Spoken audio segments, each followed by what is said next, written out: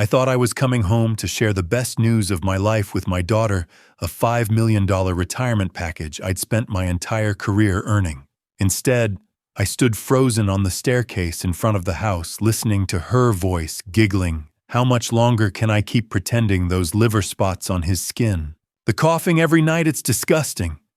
30 years I've played the obedient daughter, just waiting for the old man to finally let go of this money. Each word pressed down on me. My legs nearly buckled. She thought I was just an easily controlled old man trusting her blindly. She had no idea that in that moment everything had changed, and I had already prepared a twist she would never see coming. I'm incredibly grateful you're here with me today. Before we dive into this story, I'd love to know, where are you listening from? Drop a comment below telling me your city or country. It always amazes me to see how our community spans the globe, and knowing you're out there makes sharing these stories so much more meaningful. Also, please note, this story includes some fictional elements woven in for entertainment and educational value. Any resemblance to actual names or places is purely coincidental. However, the lessons I'm sharing with you, those are what matter most. I received a $5 million retirement package after 33 years at Titan Systems Engineering.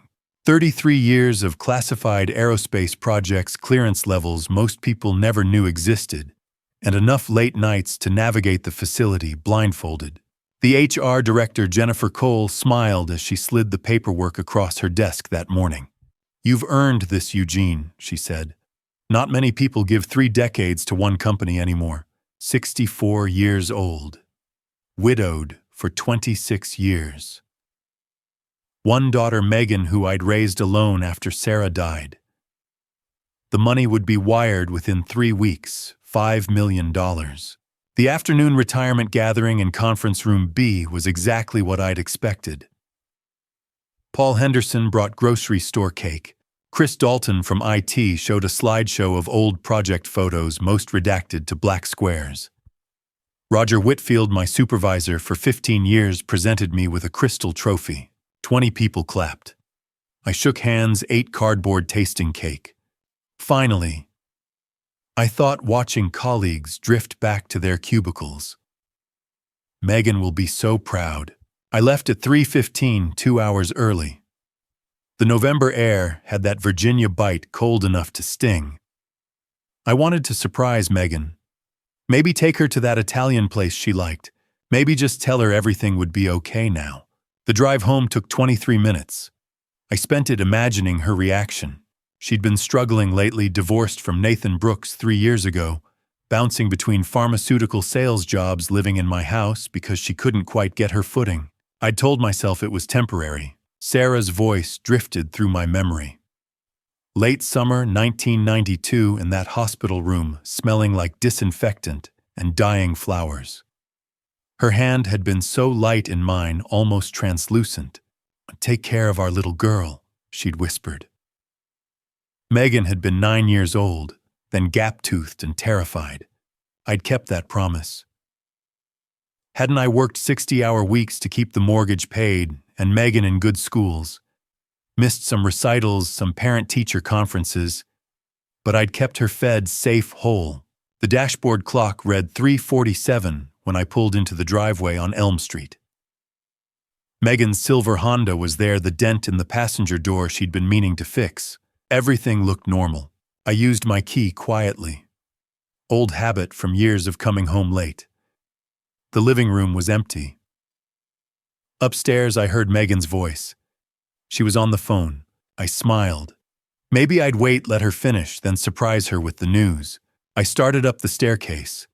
The maple steps creaked. Framed photographs lined the wall, Thanksgiving dinners stretching back 32 years. Megan at 6, holding a turkey leg. Megan at 12, rolling her eyes. Megan at 18, home from college. Her voice grew clearer as I climbed. She was in her bedroom door, half open. The phone must have been on speaker. "You think I can stand this?" Megan's voice, sharp, bitter. Every time I see those age spots on his hands or hear that wet cough rattling at night, I want to scream. 30 years I've played the dutiful daughter, smiling at a soulless corpse that kept walking around, just waiting for today. I froze. My hand gripped the banister. A man's voice responded smooth and measured. Be patient. Once he signs the paperwork tomorrow, we'll have everything we need. Then the power of attorney. 6 months tops, he'll be in Rosewood Manor, and you'll control the account. I don't have 6 months, Megan's voice cracked. The casino sent collectors again. $80,000 by the end of this month, or things get very bad. Then we accelerate. Make him look more confused. I'll have Dr. Russell adjust the medical records. The photographs on the wall blurred. The little girl with the turkey leg. The teenager who'd begged me to come to her choir concerts. The woman who'd sobbed in my arms when Nathan left. My hands started shaking. Not a tremor.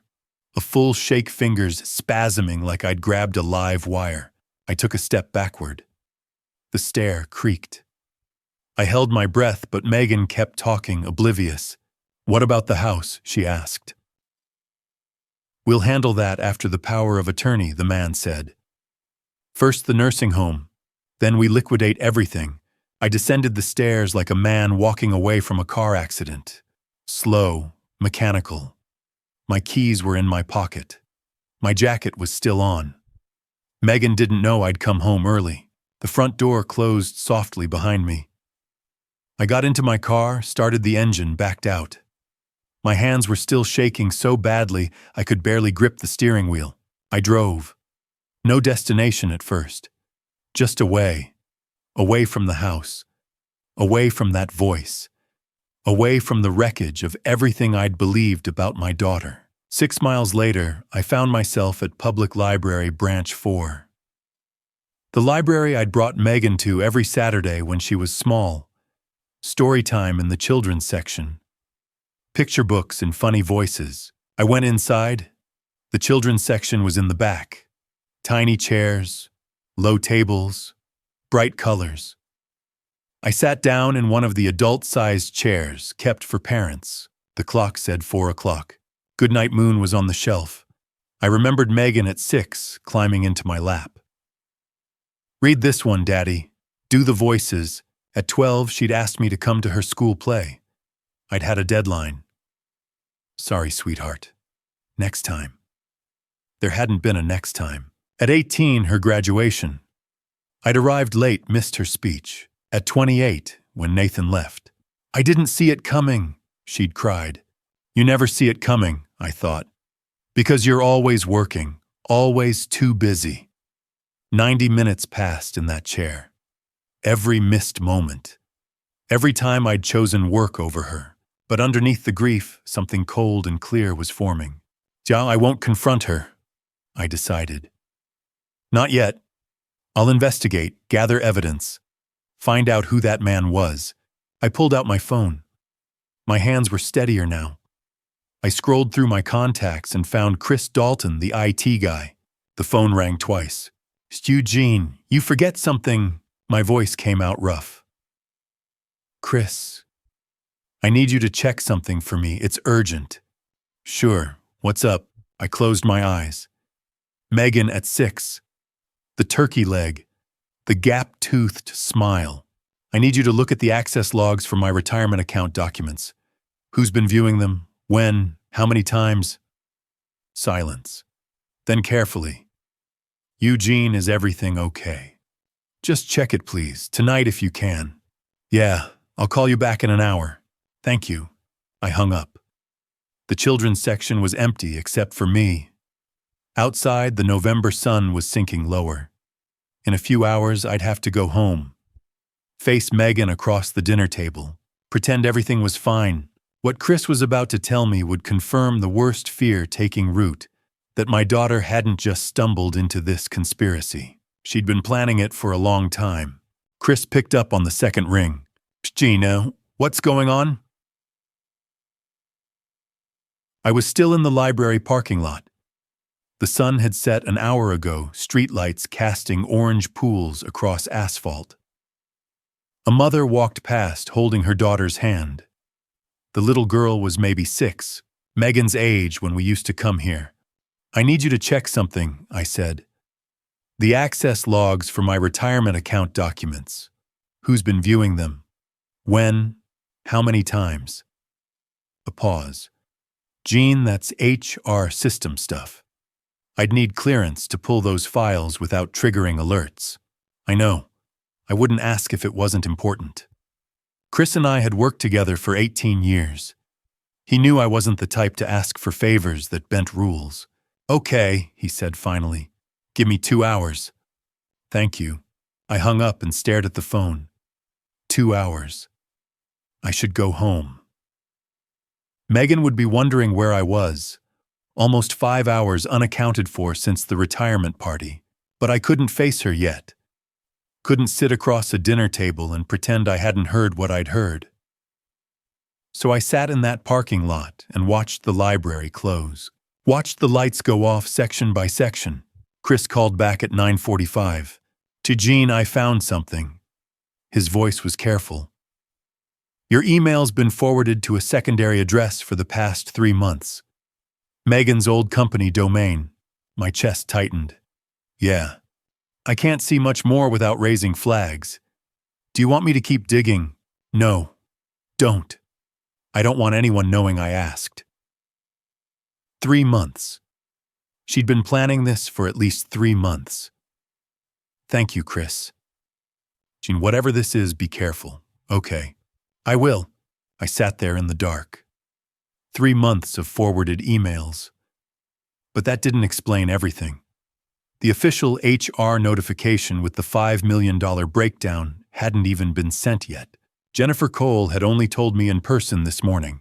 So how did Megan know the exact amount? How did that man on the phone know the precise timeline? Someone else was feeding her information. Someone at Titan Systems. But who? My phone buzzed. A text from Megan.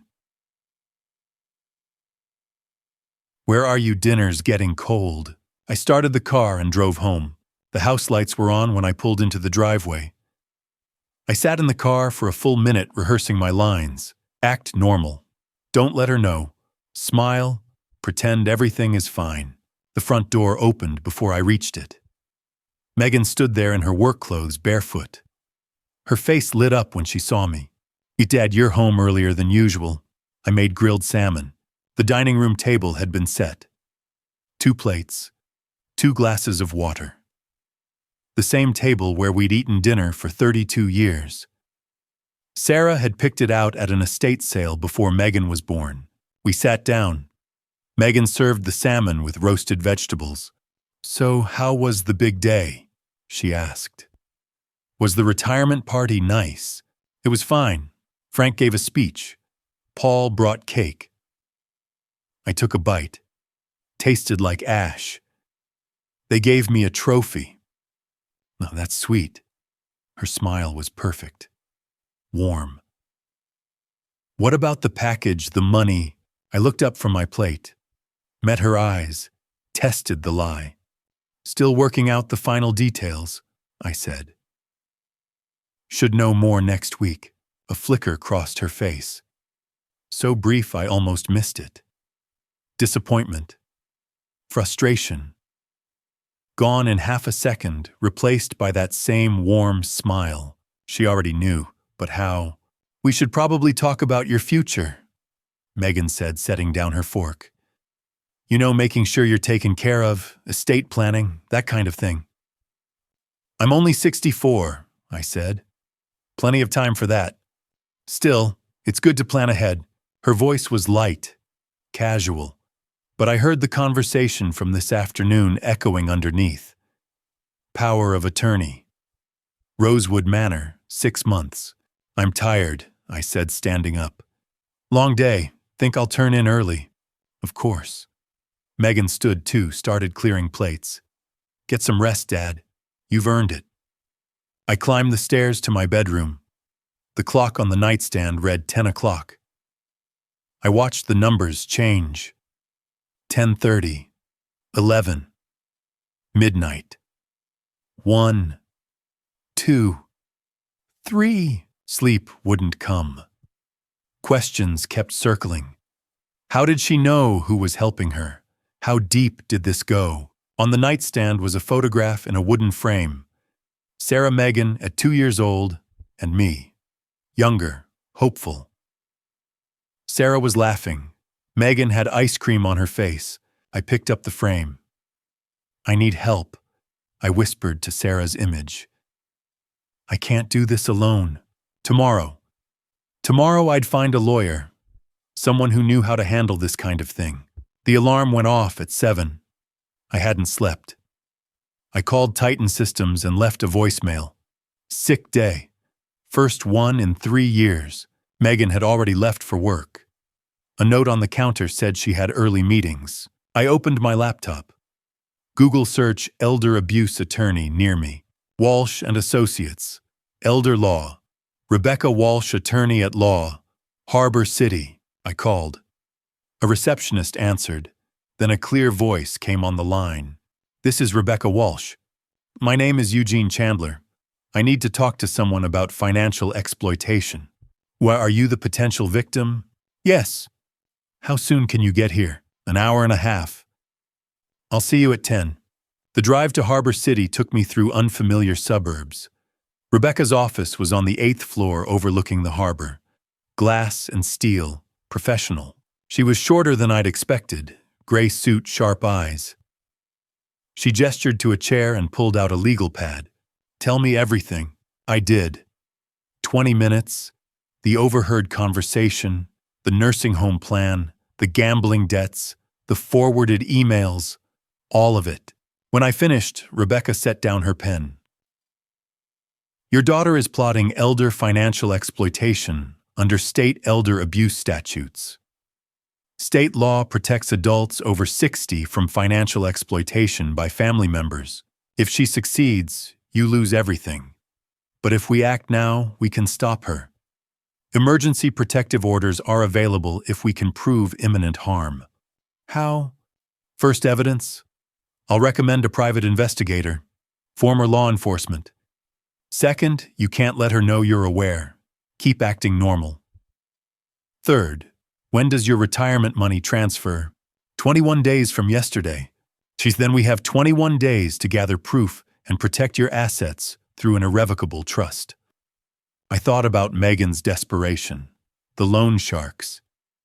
What if she's in danger? Rebecca's face stayed neutral. She's an adult. Her choices aren't your responsibility. Your job is to protect yourself. She's my daughter. She's also planning to drug and institutionalize you. Rebecca's voice was firm. Right now, those don't align with being a daughter.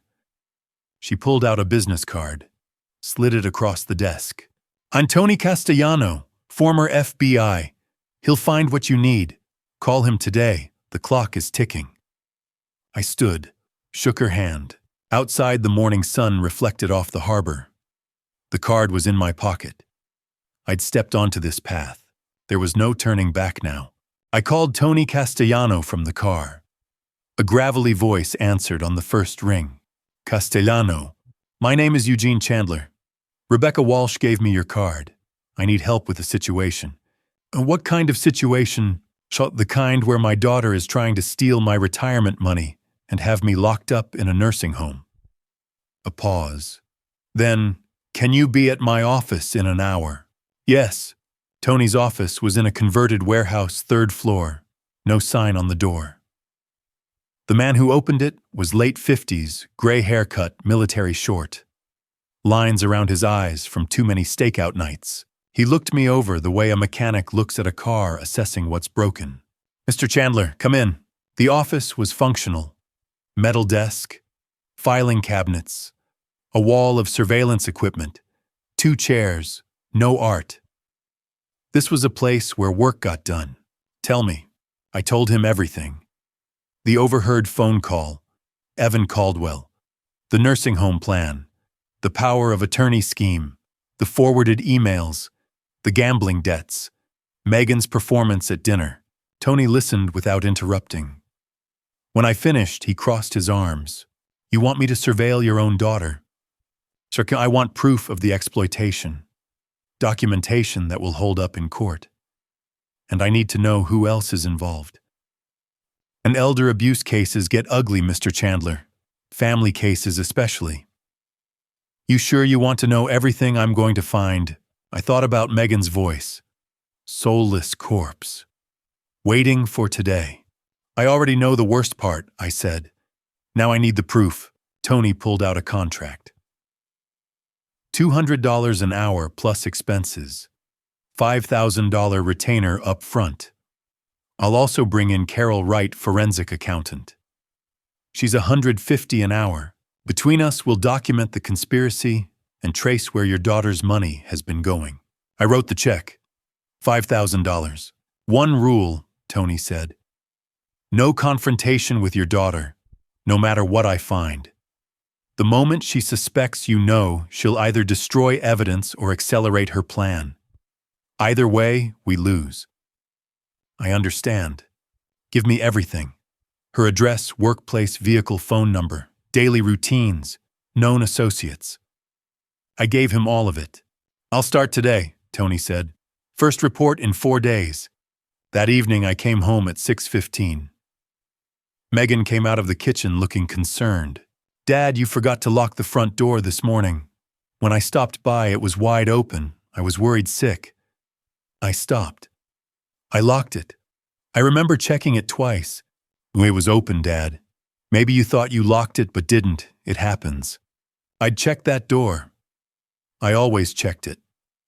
Twice. 33 years of the same routine. I locked it, I said. Okay. Megan's voice was gentle, soothing.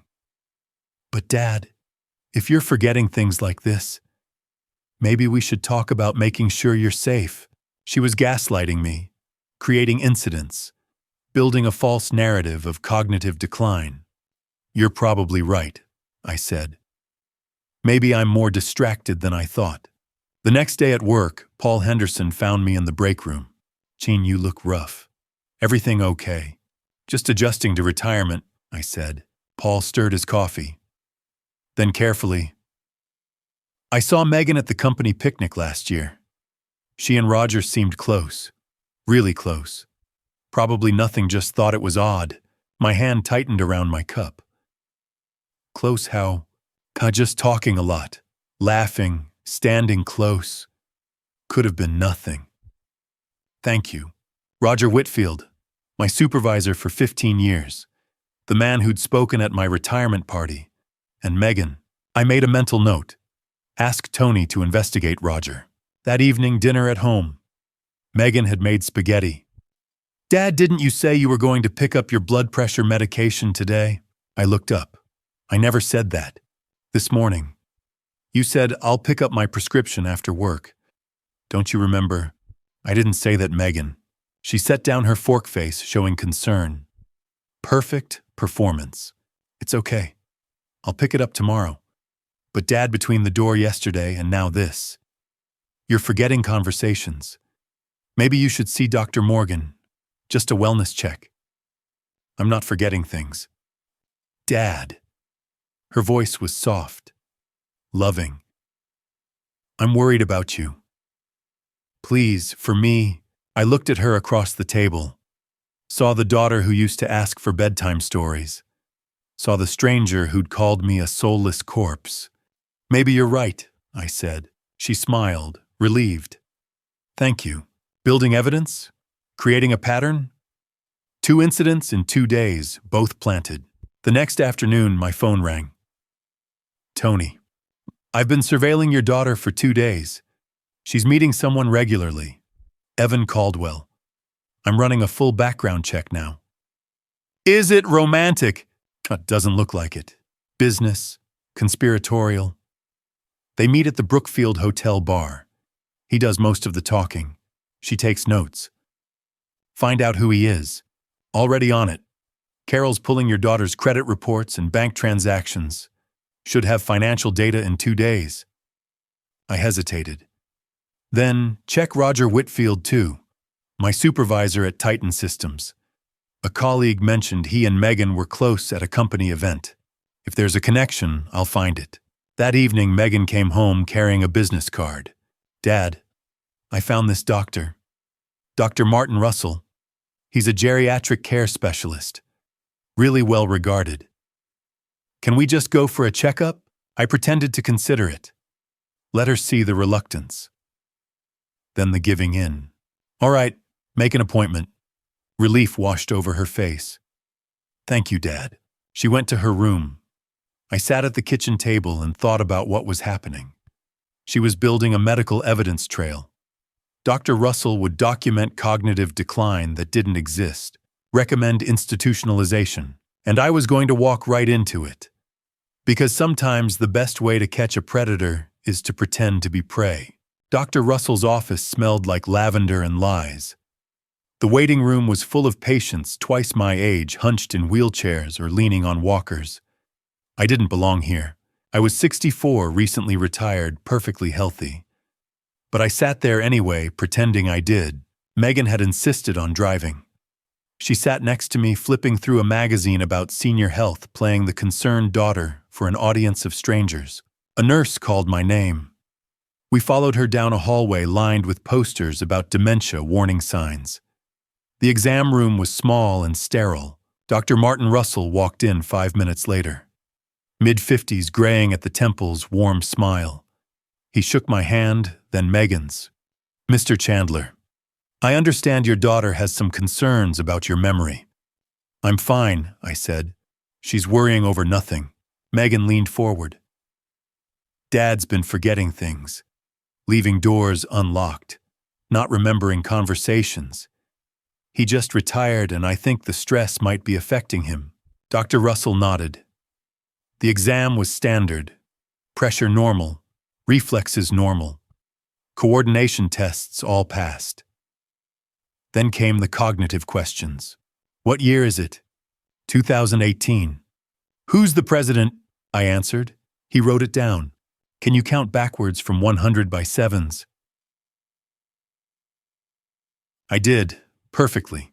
Your cognitive function appears completely normal, Mr. Chandler. Megan shifted in her chair. But Doctor, the forgetfulness, the door incident.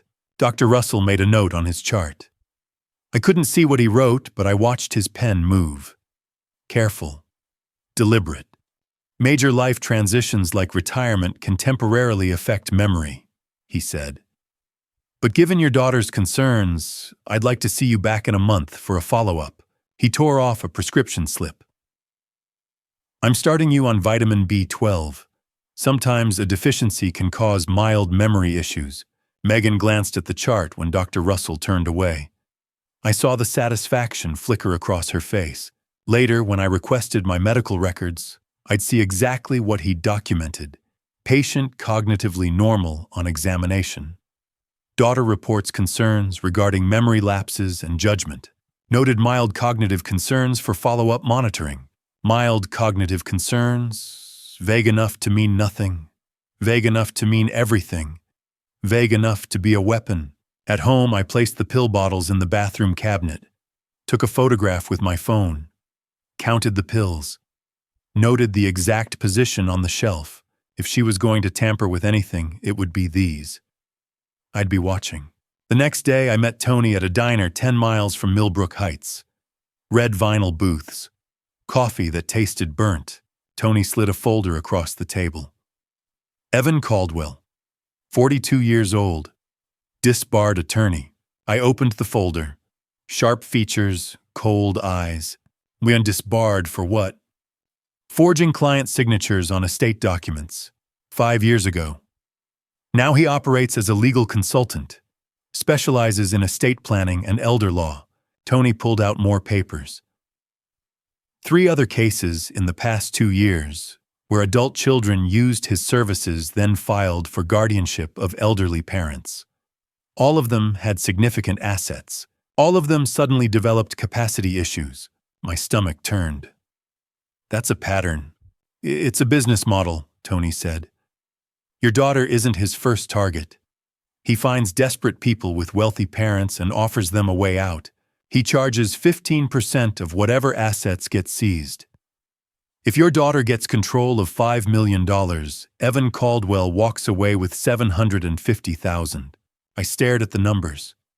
$750,000. for destroying families. This is his job, I said, and he's good at it.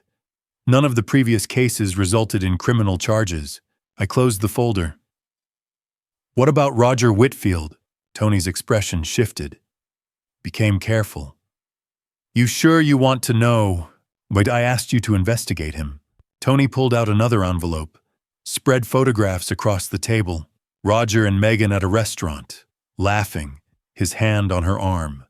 Date stamp 18 months ago. Roger and Megan entering a hotel. Different day. Different hotel. Multiple photos. Multiple dates. He's having an affair with your daughter? Tony said. Has been for at least a year and a half. I couldn't speak. Roger Whitfield, 65 years old. My supervisor for 15 years. The man who'd stood at Sarah's grave. The man who'd spoken at my retirement party. He'd known Megan since she was a teenager. Not that's how she knew, I said finally. About the retirement package. Roger has access to executive compensation data. That's my assessment, Tony said. Does he know what she's planning? Tony shook his head. I don't think so. I think she's using him for information, and he has no idea. Probably thinks they're in love. The rage came then, hot and sudden. Can we prove he gave her the information? Not directly, but Rebecca can subpoena his communications if it comes to that. I gathered the photos. Keep digging. I want to know everything. That night I started my own performance. The next morning at breakfast I poured cereal. Sat down. Then stopped. Megan, did you move my car keys? She looked up. No. Why? I thought I left them on the kitchen table. I patted my pockets. Found them in my jacket. Oh, here they are. I saw it. The concern in her eyes. The satisfaction underneath. Later that day I went to Titan Systems. Wore mismatched socks. One black, one navy blue. Paul Henderson saw them in the break room. Gene, your socks. I looked down. Oh, didn't even notice. Getting old, I guess. The rumor would spread. By tomorrow, half the office would know. Roger would hear about it. Would probably tell Megan. Good. Let them think I was declining. Let them think their plan was working. Let Megan collect her evidence of my incompetence while I collected evidence of her conspiracy. I'd become an actor in my own life, playing the role of a man losing his mind. The performance was just beginning. And my daughter had no idea she was the audience, not the director. Carol Wright called me at 7 in the morning. Forensic accountants never call at 7 unless they've found something that can't wait. Mr. Chandler, can you meet me at Tony's office in an hour? I'll be there. Carol was already there when I arrived, spreading documents across the metal desk, like a surgeon laying out instruments. She was late 40s, sharp-eyed, wearing a gray blazer that meant business. Mr. Chandler, your daughter is in serious financial trouble. She turned the first spreadsheet toward me. Numbers in neat columns, dates, amounts. A forensic map of Megan's financial collapse. Gambling addiction. 8 years of documented losses across online casinos, offshore betting sites, and local card games. Her divorce from Nathan Brooks cited gambling as the primary cause. I'd known about the divorce. I hadn't known why. Carol flipped to another page. Current debt $280,000. The number hit like a fist. Credit cards $60,000 across 8 cards, all maxed out. Personal loans $45,000. Home refinance $100,000 cashed out 2 years ago. And loan sharks approximately $75,000. She showed me printouts of text messages. Past due, we're out of patience. See $80,000 by end of month or things get very bad for you. A photograph of Megan's car. A threatening note left under the windshield wiper. Tony leaned against the filing cabinet. The loan shark deadline is end of this month. 3 weeks from now. That's probably why she's accelerating the plan. Carol pulled out another document. 2 years ago, your daughter invested $100,000 in Titanium Ventures, LLC. It was a Ponzi scheme. Total loss. That $100,000 came from refinancing your house. I stared at the documents. 8 years of gambling. $250,000 in debt. Loan sharks threatening her life. So she needs my money to save her life, I said. Essentially, yes. She was drowning. And instead of asking me for a life raft, she was trying to drag me under with her. That evening, I came home to an empty house. I went to the bathroom, opened the medicine cabinet, looked at the 2 orange pill bottles I'd photographed days ago. The blood pressure medication looked wrong. Slightly different color, slightly different shape. I took one out, put it in a plastic bag, and drove to a 24-hour pharmacy 10 miles away. The pharmacist was young, working the overnight shift. He looked tired. "Can I help you?" I placed the pill bottle on the counter. "This is supposed to be blood pressure medication. Does this look right to you?" He examined it. Took the pill to a reference book behind the counter. Came back. "Mr. Chandler, this isn't blood pressure medication.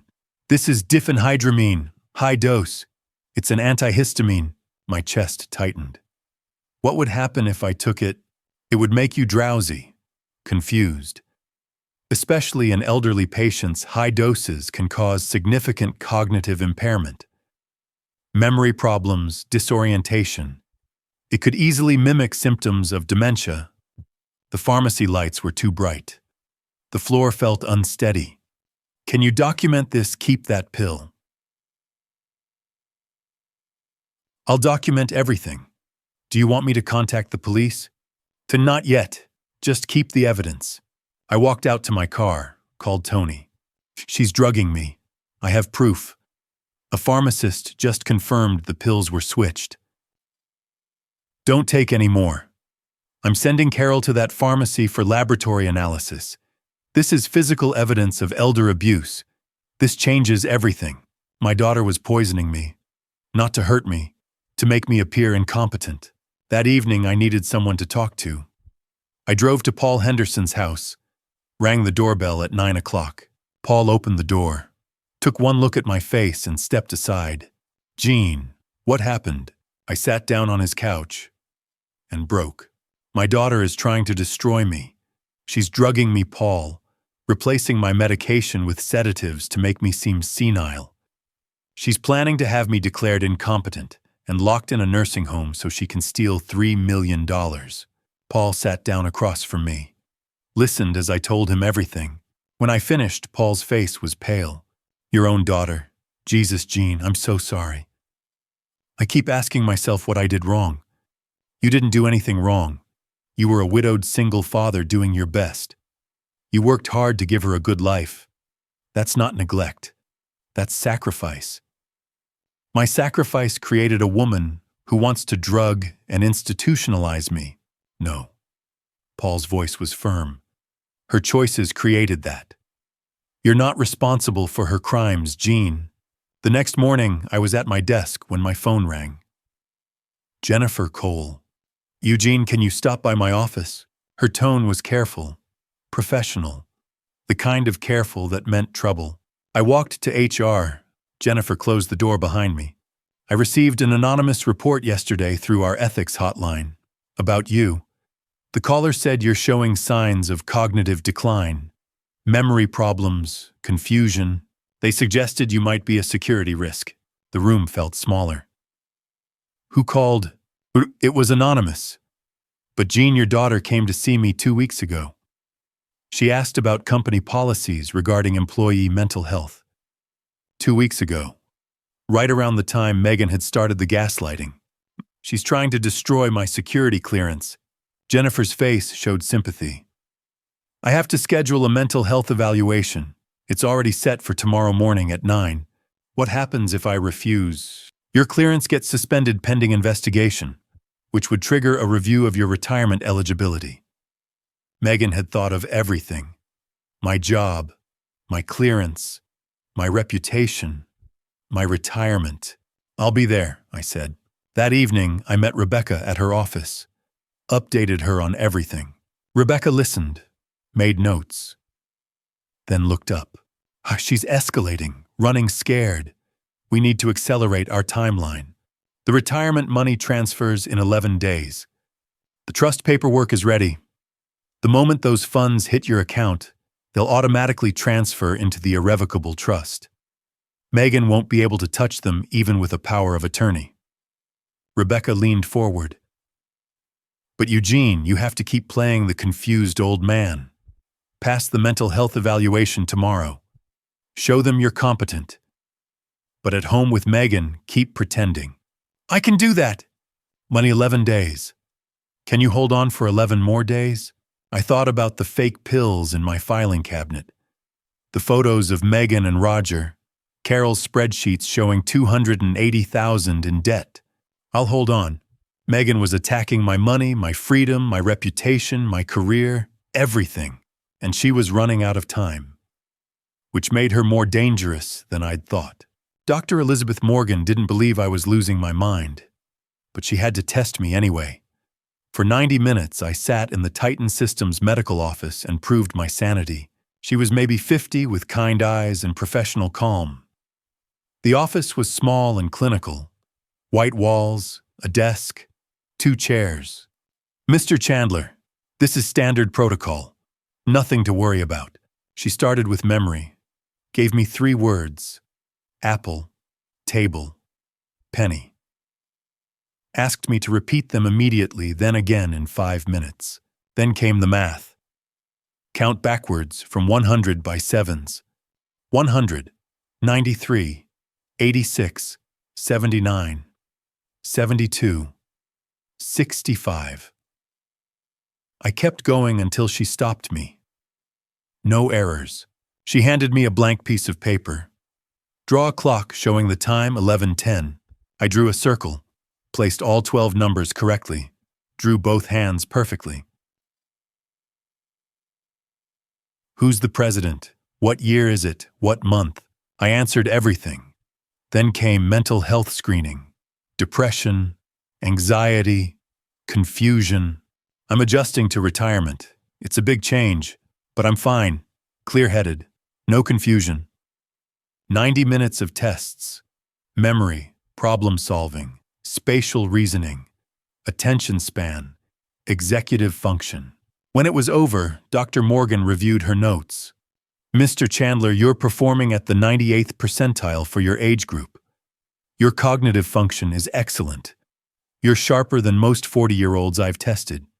So I pass, with flying colors. I'll be documenting that in my report to HR. There's absolutely no medical basis for concern. Megan had tried to destroy my security clearance. She'd failed, but she didn't know that yet. That evening, Tony called. They met again. Brookfield Hotel. I have photos and audio. I drove to meet him. He spread photographs across the desk. Megan and Evan at the hotel bar. 3 o'clock in the afternoon. Directional microphone, Tony said. Legal surveillance. The audio is admissible. He played the recording, Evan's voice. Evaluation came back clean. He passed. Megan, damn it. I was sure they'd find something. Evan, doesn't matter. We have Dr. Russell's note. Mild cognitive concerns. That's enough to file the guardianship petition. Megan. But the loan sharks don't care about paperwork. They want cash. By end of this month. Evan, then we accelerate. I'll draft a power of attorney. You get him to sign it. Megan, how? Evan. Tell him it's a medical directive. Advanced care planning. He won't read the fine print. Just put the document in front of him. He trusts you. You're his daughter. Evan laughed. And if he asks questions, you cry. Tell him you're scared for his health. He'll sign. I sat there listening to my daughter plot to forge my signature. Listening to Evan Caldwell laugh about it. Tony stopped the recording. We've got them discussing forgery, discussing exploitation. This is conspiracy documented in real time. How many days until the money transfers? 9 days from today. Like, keep watching, record everything. I went home. Megan was making dinner. chicken and vegetables. The kitchen smelled normal. Safe. A lie. Dad, how was work? Fine. We sat down to eat. I picked up the salt shaker, salted my food, set it down. A minute later, picked it up again. Salted the same food. Dad, you just salted that. I looked down at my plate, acted confused. I did. Yeah, just now. Sorry, I wasn't paying attention. She tried to hide her satisfaction. Failed. I saw it flicker across her face. After dinner, I asked, Megan, did you call me today? I had a missed call and can't remember if it was you. No, Dad, I didn't call. I thought maybe I'm mixing up the days. Later, washing dishes. What day is today? Thursday. Right, Thursday. I knew that. Megan set down her dish towel. Dad, maybe we should talk to someone who specializes in memory issues. Elder care. I'm not old, Megan. I'm only 64. I know, but someone who could help. Just to be safe. I pretended to think about it. Maybe you're right. I'll find someone good. We'll figure this out together. I went upstairs. The surveillance device Tony had installed was hidden in the smoke detector. Through my phone, I heard Megan make a call. It's working, she said. He salted his food twice, asked me what day it was. He's getting worse. We can move forward. I sat on my bed, listened to my daughter celebrate my manufactured decline. The next morning, my phone rang. Unknown number. Mr. Chandler. This is Nathan Brooks, Megan's ex-husband. Nathan, it's been a long time. Yes, sir. I'm calling because I saw Megan's Facebook post about caring for an aging parent, and I need to warn you. Megan has a serious gambling problem. When we were married, she drained my grandmother's inheritance. $50,000. Gone in 6 months. He paused. She forged my signature on withdrawal forms from our joint account. Multiple times. That's why I divorced her. If she's posting about you needing care, she's planning something. Nathan, if I need testimony about her addiction history and the forgery, would you be willing to provide it in court if necessary? Silence. Then quietly. She's doing it again, isn't she? Yes. I'll testify. I'll tell them everything. Thank you. I hung up, made a mental list. Dr. Morgan's evaluation. 98th percentile. Documented competence. Tony's surveillance, 47 photographs. 12 audio recordings. Evan and Megan plotting forgery. Carol's financial forensics. 280,000 in debt. 8 years of gambling. Pharmacist's evidence medication tampering. Nathan Brooks' ex-husband, willing to testify about prior forgery and addiction. Every piece was falling into place. 9 days until the money transferred. 9 days until I made my move. Until then, I'd keep wearing mismatched socks. Keep forgetting what day it was. Keep playing the fool she thought I was. Because the best way to win a war is to let the enemy think they've already won. On day 14, the retirement package was officially approved. The email arrived at 9 that morning. Subject line: retirement package confirmation. Eugene Chandler. 33 years of dedicated service to Titan Systems Engineering. Total compensation $5 million. Transfer date November 23rd. 7 days from today. $5 million. My phone rang. Megan. 15 minutes after the email went out. Dad, I saw on Facebook. Someone from Titan posted congratulations. Did the package come through? Oh, yes. The email arrived this morning. How much is it? I lied smoothly. It's complicated. Structured payments, about $1.2 million immediate. The rest is an annuity paid out over 20 years. Silence on the other end. Long enough that I could hear her disappointment. Oh, that's still great, Dad. See, I thought it would be more. But after taxes and fees, you deserve every penny. We should celebrate. We hung up. She'd expected $5 million in one lump sum. Now she thought it was only 1.2 million immediate access, but she'd still try to take it. That evening, through the surveillance device Tony had installed, I heard Megan make a call. She was using speakerphone. It's less than Roger said. Only 1.2 immediate. Evan's voice. Still enough to pay the collectors and have money left over. But your 15%, Shaka, will be smaller than I'd hoped. But we work with what we've got. Did you get the power of attorney paperwork? I'm printing it tonight. I'll have him sign it tomorrow. Shut, remember what we discussed. Tell him it's a medical directive, for insurance purposes. What if he actually reads it? Evan laughed. He won't. He's confused enough now that he won't understand legal language anyway. You're his daughter. He'll trust you. I listened to them plan my destruction. The next afternoon, Megan came to the house.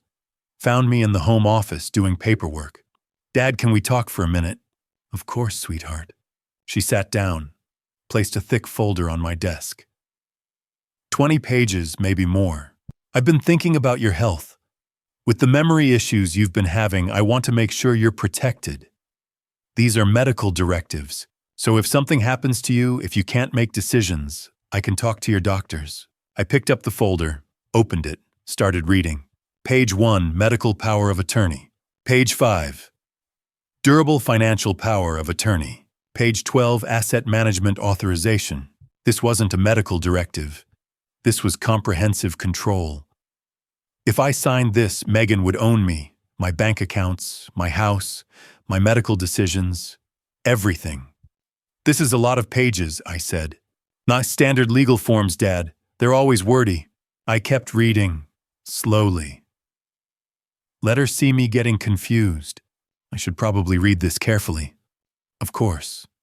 But Dad, the estate planner, said this is urgent.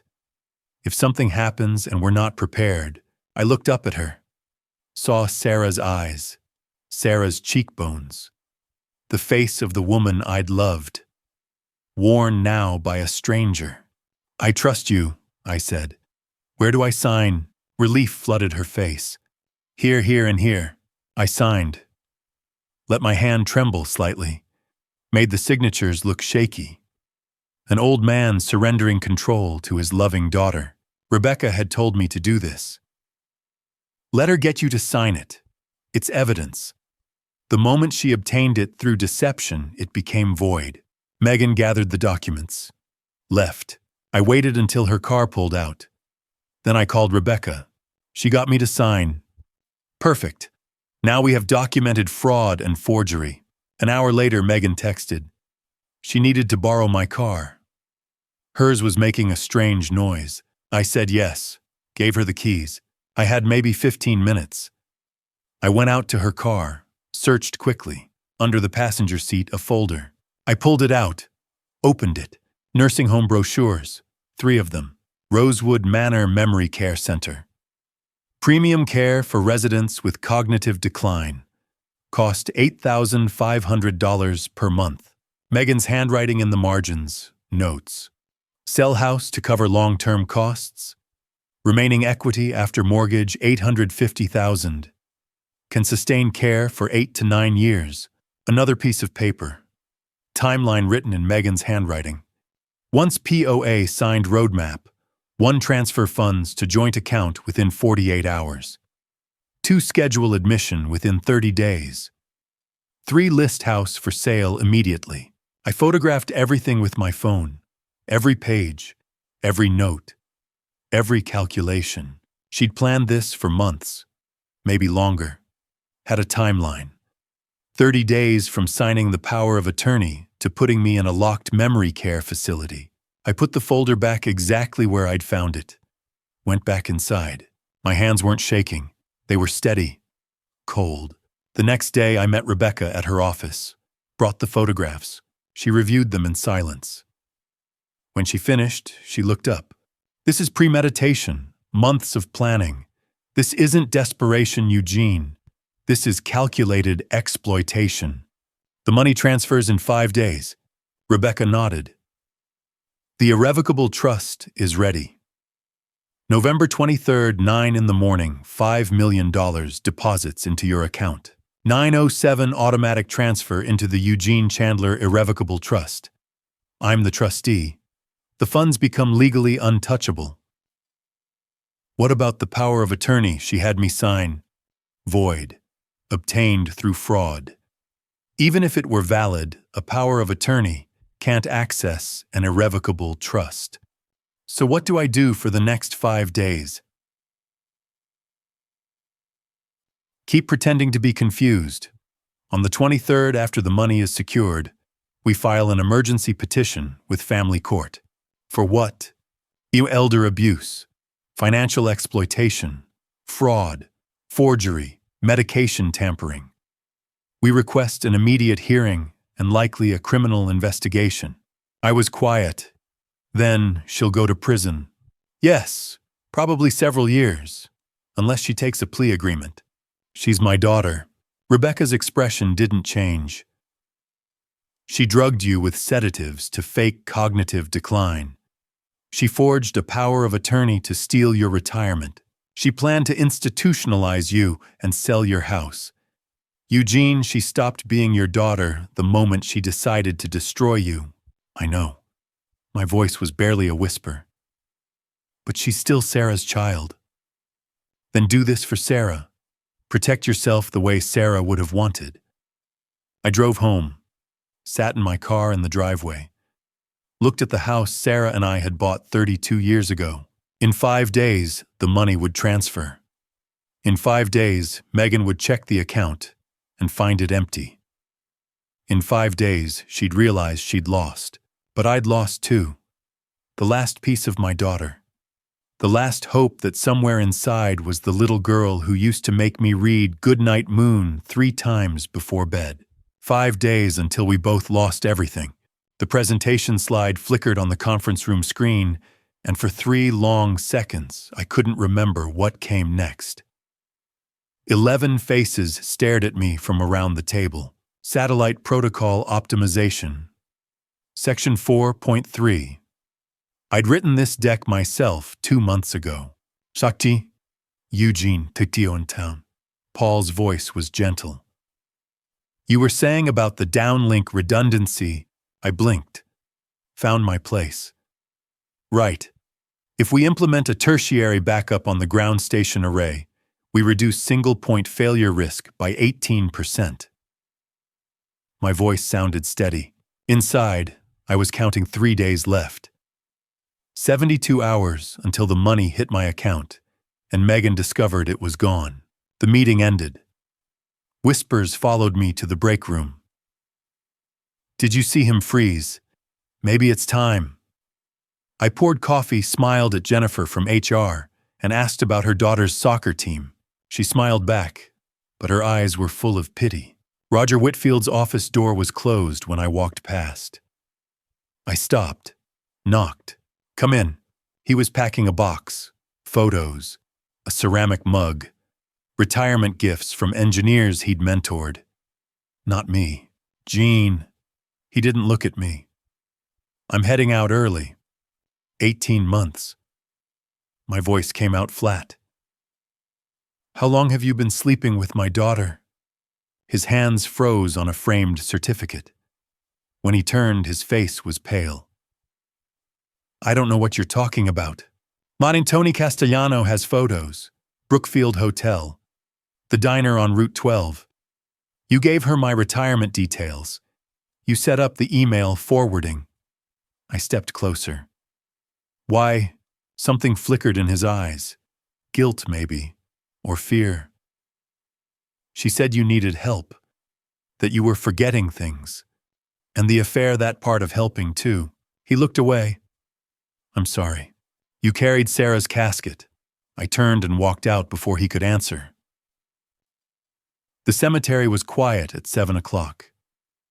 November dark came early, and the streetlights along Riverside Avenue cast long shadows across the graves. I'd been here 1,000 times since I'd stood in the rain and watched them lower Sarah's casket into the ground while 5-year-old Megan clung to my leg and asked when Mommy was coming home. Her headstone was simple. gray granite beveled edges.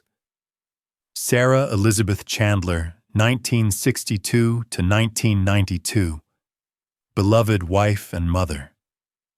I'd chosen the words. Megan had been too young to understand. I knelt on the grass. It was cold damp from yesterday's rain. I'm losing her, Sarah. My voice cracked. I'm losing Megan. Maybe I already lost her. I don't know when it happened. She was 5 when you died and I tried. God, I tried. But I was working 70-hour weeks, and she needed a mother, and I didn't know how to be both. A car passed on the avenue. Headlights swept across the stone. So I worked more. I told myself I was building something for her future. A nest egg, security. But really I was just running away. From the empty house. From the way she looked at me like I was supposed to have all the answers. From the grief that wouldn't stop. I traced the letters of Sarah's name with one finger. The stone was cold, smooth, permanent. She used to climb into my lap after dinner. Made me read Goodnight Moon 3 times every night. You remember she'd point at the cow jumping over the moon and laugh, and I'd think this is it. This is what matters. But then you died, and I forgot. I forgot how to laugh with her. I forgot how to be her dad instead of just her provider. The wind picked up rustling the oak trees at the edge of the cemetery. Now she's plotting to steal everything from me. She's forging documents, working with a disbarred lawyer and a doctor who'll say I'm losing my mind. And the worst part is I understand why. I was never there when she needed me. I gave her money instead of time, advice instead of hugs. And now all she knows how to do is take, because that's all I taught her. I closed my eyes. I have to stop her. You know that, right? If I don't, she'll destroy herself. Evan Caldwell's going to take his cut and disappear. The loan sharks won't stop at 80,000. She'll lose everything, and she'll end up in prison. So I have to do this. I have to take away the money she thinks she's stealing. I have to let Rebecca file the petition. It's the only way to save her. I stood knees stiff, brushed the grass from my pants. And I wish you were here. You'd know what to say to her. You'd know how to fix this. I touched the top of the headstone. I love you. And I'm sorry. For Megan. For everything. I walked back to my car without looking back. Megan showed up the next afternoon with brochures, glossy pamphlets showing smiling seniors in sunlit common rooms, Rosewood Manor, Meadowbrook Senior Living. She spread them on my kitchen table. I've been thinking, Dad, this house is too big for you. All these stairs, the yard. She smiled. What if we looked at some smaller places closer to support? I picked up the Rosewood brochure. $8,500 a month. Full-time care. Memory support wing. Looks nice, I said. She relaxed. I'm glad you're open to it. We can schedule tours next week, after your money comes through. Whatever you think is best, sweetheart. She reached across the table and squeezed my hand. I'm doing this because I love you, Dad. I looked at her. Saw the dark circles under her eyes, the desperation she was trying to hide. And for just a second, I saw the little girl who'd made me read Goodnight Moon. I know, I said. Tony called that evening. Everything's ready. Photos, recordings, financial records, Nathan's affidavit, Carol's analysis, Dr. Morgan's report, and Rebecca. She'll file the emergency petition the minute the money transfers. Judge Thornton's already reviewed the evidence. I stood at my living room window. 3 days, 72 hours. Tony, when this is over, will she ever forgive me? He was silent. Then, I don't know, Jean, but you're giving her a chance. I hung up and waited for the clock to run out. 48 hours before the transfer, I stopped sleeping. Not because I couldn't, because I was afraid that if I closed my eyes, I'd wake up in a nursing home wondering what had happened to my life. The clock on my nightstand read 2:17 in the morning. Third night in a row, I'd lain awake staring at the ceiling, listening to the house settle around me. In 46 hours, it would be over. In 46 hours, Megan would check the account and find 0 instead of 5 million. In 46 hours, she'd know. I got up, made coffee I didn't need. My nerves were already strung tight as piano wire. At the kitchen table, I pulled out an old photo album. Images flashed Megan at 7, gap-toothed and laughing. Sarah's funeral. The years I'd worked late while my daughter grew up alone. I'd already processed this guilt at the cemetery yesterday. Tonight wasn't about regret. It was about survival. I closed the album. Checked my phone. No messages from Tony. Was that good or bad? Had something gone wrong with the evidence chain? Had Evan sensed the trap? The coffee burned going down. My hands wanted to shake. I forced them still. At 11 o'clock that night, I couldn't stand being alone anymore. I drove to Paul's house. He answered the door in a bathrobe, hair standing up on one side. "Gene, it's 11 at night. I need to talk. Can I come in?" He stepped aside without a word. In his living room, he made tea. I sat on his couch and stared at my hands. "I keep asking myself if I'm doing the right thing," I said. "Tell me what you're thinking." "Megan's desperate. She's being threatened. She could get hurt. Maybe worse." I looked up at him. If I just gave her the 280,000, she'd be safe. I've got 5 million. What's 280,000 to me? This isn't about money. Then what's it about? Paul set down his mug. She didn't ask for help. She chose crime. Gene, she drugged you. Do you understand that put chemicals in your body without your consent? That's assault. She's desperate. Desperate people rob banks. They don't drug their fathers and plan to lock them in nursing homes. That's not desperation. That's something else. What if something terrible happens to her? What if the loan sharks really hurt her? Then she should go to the police. She had choices. She made the worst one. Paul leaned forward. Gene, you didn't create this. You were absent sometimes. You worked hard to provide.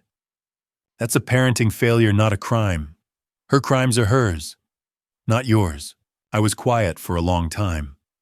What would you do? I'd protect myself. Then I'd give her a chance after she faced consequences to become a better person. He paused. That's what Rebecca said too, isn't it? Yeah, because it's accurate. You can't save someone by letting them destroy you. That's not mercy. That's enabling. I know, I just needed to hear it. Tomorrow's day 20. Money transfers day 21. You ready? No, but I've decided. The next morning at 10 o'clock, I was upstairs in my house. The surveillance system Tony had installed was running. Megan thought I'd gone for a walk. She was downstairs on the phone with Evan. I listened through the earpiece Tony had given me. Money transfers tomorrow morning, 9 a.m., Megan said. You have the POA. He signed it 5 days ago. Good. Here's the timeline. 9 a.m. money hits his account. By 9:30, you're at the bank with the POA. Transfer to the joint account you just opened. What if they question it? You have legal power of attorney. They can't refuse. Just say you're helping manage finances because of his cognitive decline. Then what? Transfer 80,000 to the loan sharks immediately. They're waiting. Then transfer my percentage 180,000 to my account. So I'd have, Megan calculated, about 900,000 left after taxes and your cut. Enough to start over, pay off the other debts, keep the house. What about Dad? Next week you call Rosewood Manor. Arrange emergency admission. Use the POA. Once he's in there, you sell his house. Another $850,000. He'll fight it. He can't. You have legal authority. He's already documented as confused. There was a pause. Okay. Tomorrow changes everything. Don't screw it up. I stood upstairs recording every word. She'd planned it all, down to the minute. Steal my money, pay her debts, lock me away. All done before lunch tomorrow. At 2 that afternoon, Chris Dalton found me at my desk at Titan. Last day before my retirement took effect. Gene, can we talk privately? In my office, he closed the door. I've been thinking about what you asked me a few weeks ago, about who accessed your retirement file. And I dug deeper. It wasn't just HR Roger Whitfield accessed your file 17 times in the past 3 months. 17 times. Retirement package details, compensation spreadsheets, transfer date. Every time he copied the information to give to Megan. I don't know why Chris stopped. Wait, Gene, what's going on? In 2 days, I'm going to need you to testify about those access logs. Can you do that? Shall I testify like in court? Yes. His face went pale. Oh my God. Roger and your daughter. I can't explain right now, but yes. And I need documentation of every time he accessed my file. I'll print the logs tonight. Thank you. You're a good friend. That night at 10, I packed a bag at home. Rebecca had told me, don't be there tomorrow. Stay at Paul's. Let her come and find you gone. It'll make her panic. Panic leads to mistakes. Clothes, documents, laptop, charger. I looked around the house. Last night here as the man I used to be. Tomorrow, everything would change. I left the house at 11, drove to Paul's. I slept on Paul's couch that night. Or tried to. At 3 in the morning, I was still staring at the ceiling, watching the shadows. In 6 hours, $5 million would hit my account. In 6 hours, Megan would make her move. In 6 hours, I'd be ending something irreplaceable to save my own life. I kept telling myself it was justice, but it felt like I was ending something that could never be rebuilt. Before we move forward to the confrontation that will change Eugene and Megan's relationship forever, I want to ask you something personal. Have you ever been in a situation where you had to protect yourself from someone you loved? Maybe a family member, a close friend, or a partner. How did you handle it? Share your experience in the comments. I'd love to hear your story and know you're here with me. And a quick note, the story continuing from here includes fictionalized elements and may not represent actual events. If you'd rather not proceed, feel free to stop the video at this point. I woke at 6 o'clock on the morning of November 23, 2018. The day I'd been planning for 3 weeks. The day Megan had been planning for months. One of us was going to lose everything. We both thought we knew who. Paul was already up making coffee in his kitchen. He glanced at me as I shuffled in from the couch. Did you sleep at all? No. Eat something. Can't. I sat at his kitchen table and checked my phone. 7 o'clock. Nothing yet. 7:30. Refreshed the banking app. Balance unchanged. My retirement account still showed the pending transfer notation from yesterday. At 8, Rebecca texted, "Trust is ready. Auto transfer will execute at 9:07. At 8:15, Tony texted surveillance active. Megan left her house at 7:45. Heading toward bank. I showed Paul the screen. She's going to the bank. Thinks she's about to transfer my money. How long until she figures it out? Depends on when she checks the account. 8:30. I stared at my phone banking app open, refreshing every 30 seconds. 8:45. My heart hammered against my ribs. Palms slick with sweat. Gene, breathe. I'm about to destroy my daughter's life. She was planning to destroy yours first. That doesn't make this easier. The clock on Paul's microwave read 8:58. I couldn't look away from my phone. 8:59. I refreshed the app. Still pending. 9 o'clock. The screen updated. Account balance $5 million. I stared at the number. 33 years reduced to 8 digits and 2 decimal points. It's in, Paul said, looking over my shoulder. It's in. I watched the clock. 9:01, 9:02, 9:03, 9:05. Why hasn't it transferred yet? Rebecca said 9:07, 9:06, 9:06:30, 9:06:45, 9:07 exactly. The screen refreshed. Account balance $127.43. Notification outgoing transfer. $5 million to Eugene Chandler Irrevocable Trust. I exhaled. Didn't realize I'd been holding my breath. It's done, I said. Is it safe? It's safe. She can't touch it now. The POA doesn't work on an irrevocable trust. I leaned back in the chair. My fingers were trembling. Now we wait for her to find out. According to Tony's surveillance report, which I read later that afternoon, Megan walked into Millbrook Savings Bank at 9:08.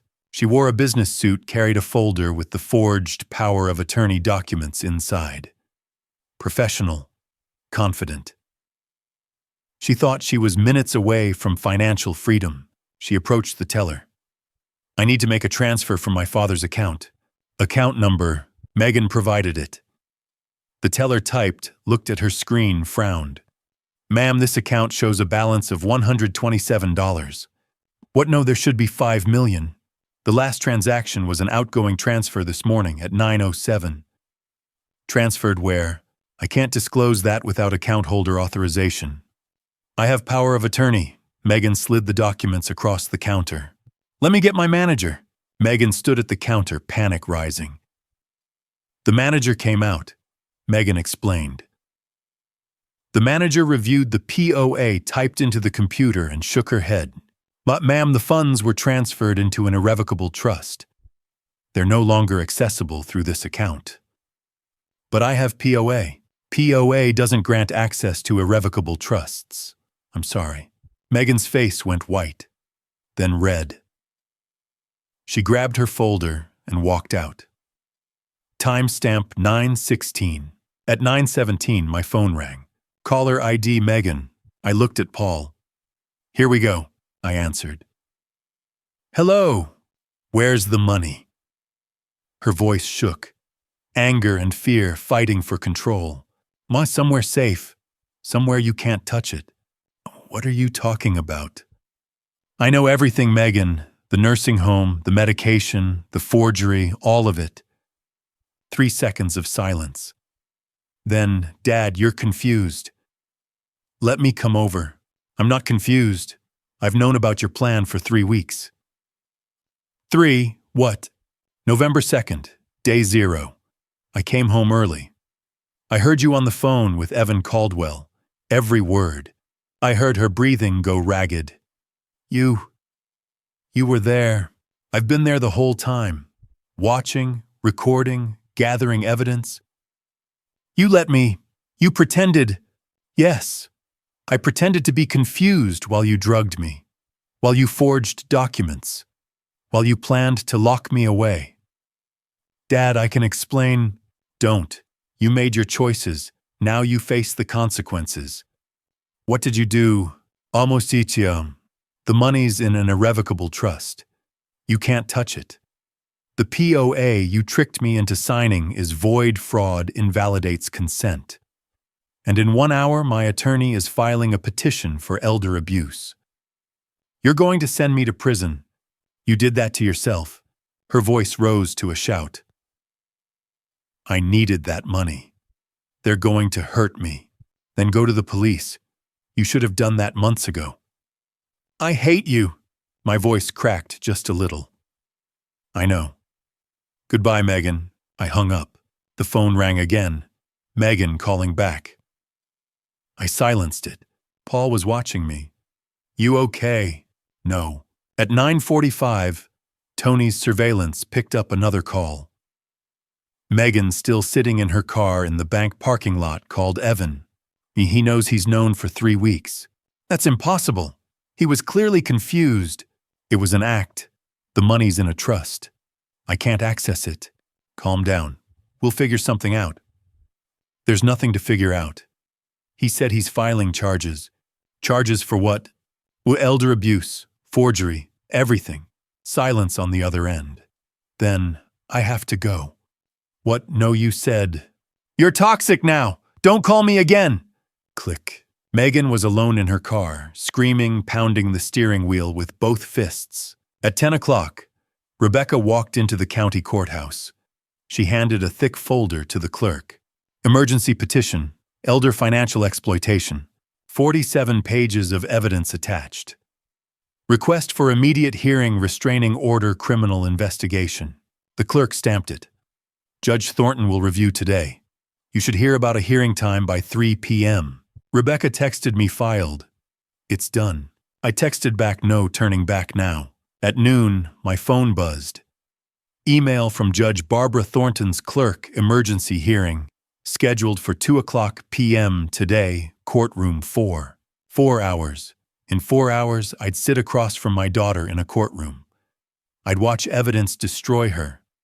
I'd hear her excuses. I'd see her taken into custody.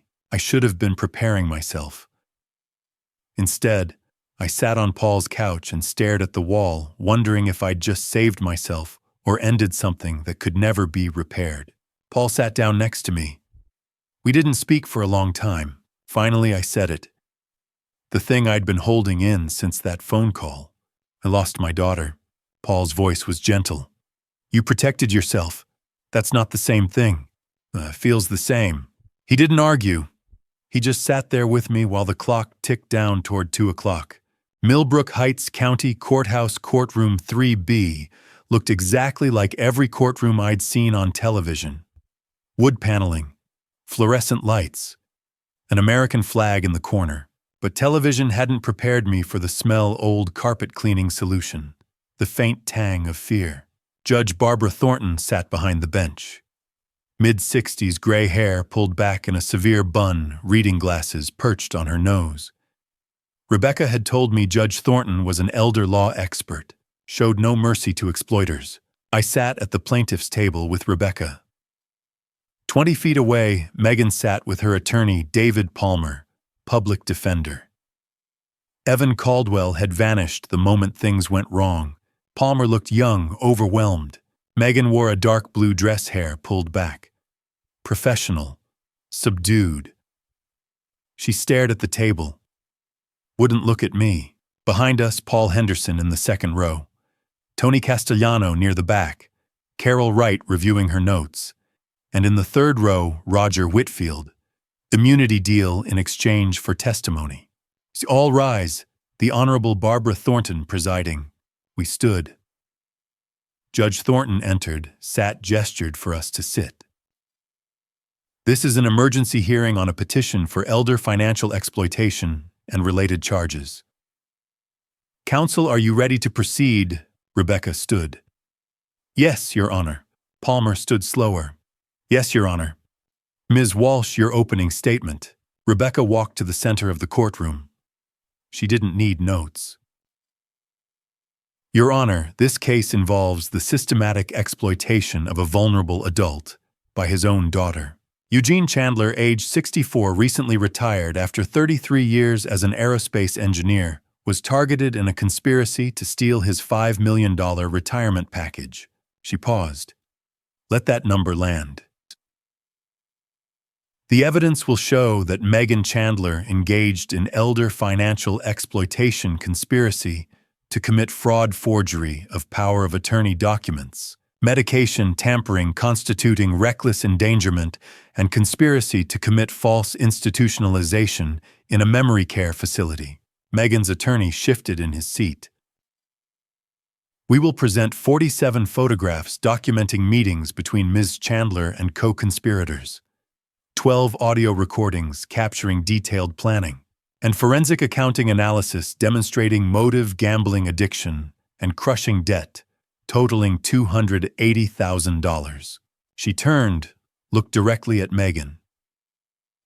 The defendant planned to drug her father, forge legal documents, steal his entire retirement, and lock him in a nursing home for the rest of his life. The only reason she failed is because Mr. Chandler discovered the plot and took protective action. Rebecca sat down. Judge Thornton looked at Palmer. Your response, Palmer stood, cleared his throat.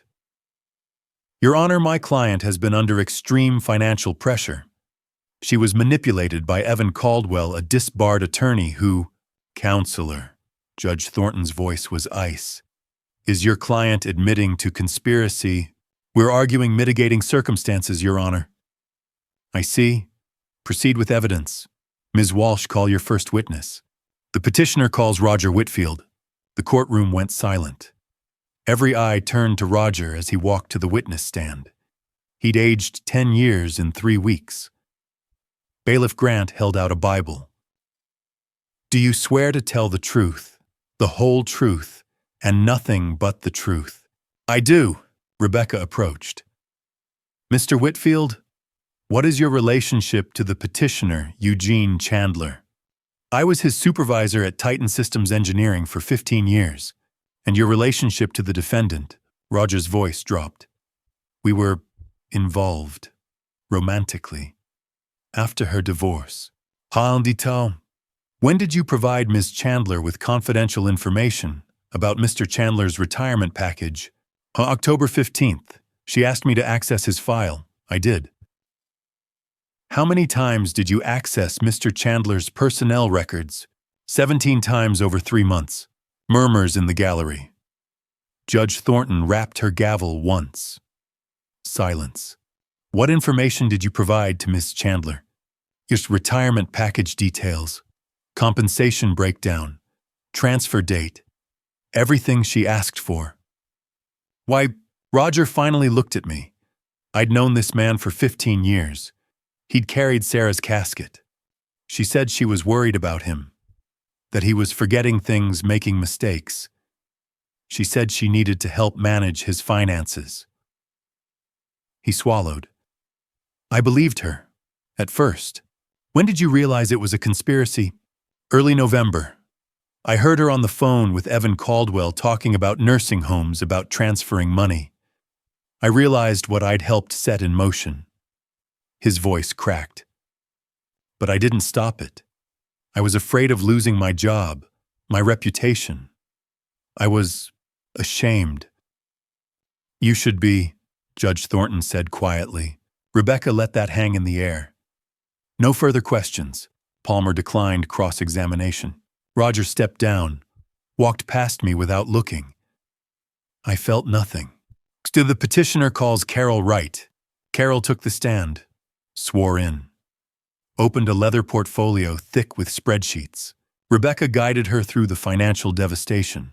Please describe your findings. Ms. Chandler has accumulated $280,000 in debt over the past 8 years. $180,000 in gambling losses, primarily online casinos. $100,000 lost to a Ponzi scheme called Titanium Ventures LLC, and a loan shark debt that ballooned to $80,000 due to monthly compounding interest at 20%. I closed my eyes. The numbers were worse than I'd thought. Additionally, Carol continued, Ms. Chandler refinanced Mr. Chandler's home without his knowledge. She forged his signature on mortgage documents. The home Mr. Chandler and his late wife purchased together in 1988, the house Sarah and I had bought, where we'd raised Megan, where Sarah had died. Megan had used it as collateral. Judge Thornton examined the documents. Her expression was granite. No further questions, Rebecca said. Palmer declined cross-examination. What could he say? Rebecca stood. Your Honor, we have one more witness. The petitioner himself. Judge Thornton nodded. Mr. Chandler, please take the stand. I stood. My legs felt unsteady. Walked to the witness stand. Sat down. Bailiff Grant held out the Bible. Across the courtroom, Megan's eyes finally met mine. They were red-rimmed hollow. For one moment, I saw the little girl who used to fall asleep on my shoulder during long car rides. Then she looked away. Do you swear to tell the truth, the whole truth, and nothing but the truth? I do, but the truth was a knife, and I was about to plunge it into my daughter's heart. Rebecca approached the witness stand. Her voice was calm, professional. But I knew she was about to walk me through the worst 3 weeks of my life in front of a room full of strangers. Mr. Chandler, please tell the court what happened on November 2nd, 2018. I took a breath. I came home early from my retirement party, around 3:45.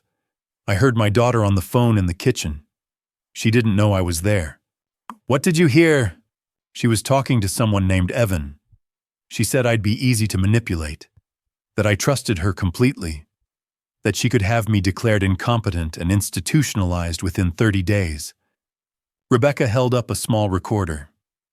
Your Honor, I'd like to play Exhibit A, audio recording from November 2nd, captured by Mr. Chandler's surveillance system. Judge Thornton nodded. Proceed. The courtroom went silent. Then Megan's voice filled the room clear and cold. Every time I see those liver spots on his hands or hear him wheezing at night, I feel sick. 30 years I've played the dutiful daughter, smiling at a walking corpse, just waiting for this day. Gasps from the gallery. Megan buried her face in her hands. Beside me, Rebecca stood perfectly still, letting the words hang in the air. Mr. Chandler. Rebecca continued quietly. What else did you discover during your investigation? My blood pressure medication was switched. Someone replaced it with high-dose diphenhydramine, an antihistamine that mimics cognitive decline. My voice caught. I could have had a stroke, or worse. Who had access to your medication? Only Megan. Yes, what did you do when you discovered this? I documented it. I had a pharmacist verify the tampering. I preserved the evidence. I looked at Judge Thornton. I wanted to confront her. Every day I wanted to just ask her why. But my attorney advised me to gather evidence first, to be certain. Why did you wait 21 days to take action? I swallowed hard. Because I wanted to be wrong. She's my daughter. I kept hoping I'd wake up and find out it was all a nightmare. Rebecca nodded. No further questions. David Palmer stood. He looked exhausted. Mr. Chandler, did Megan ever physically assault you? No. Did she directly threaten you? She didn't need to. The plan was clear enough. Palmer tried again.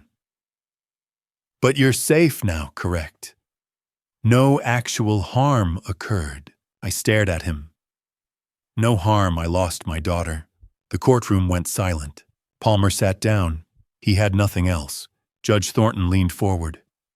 Ms. Chandler, do you wish to make a statement? David Palmer whispered urgently to Megan. She shook her head.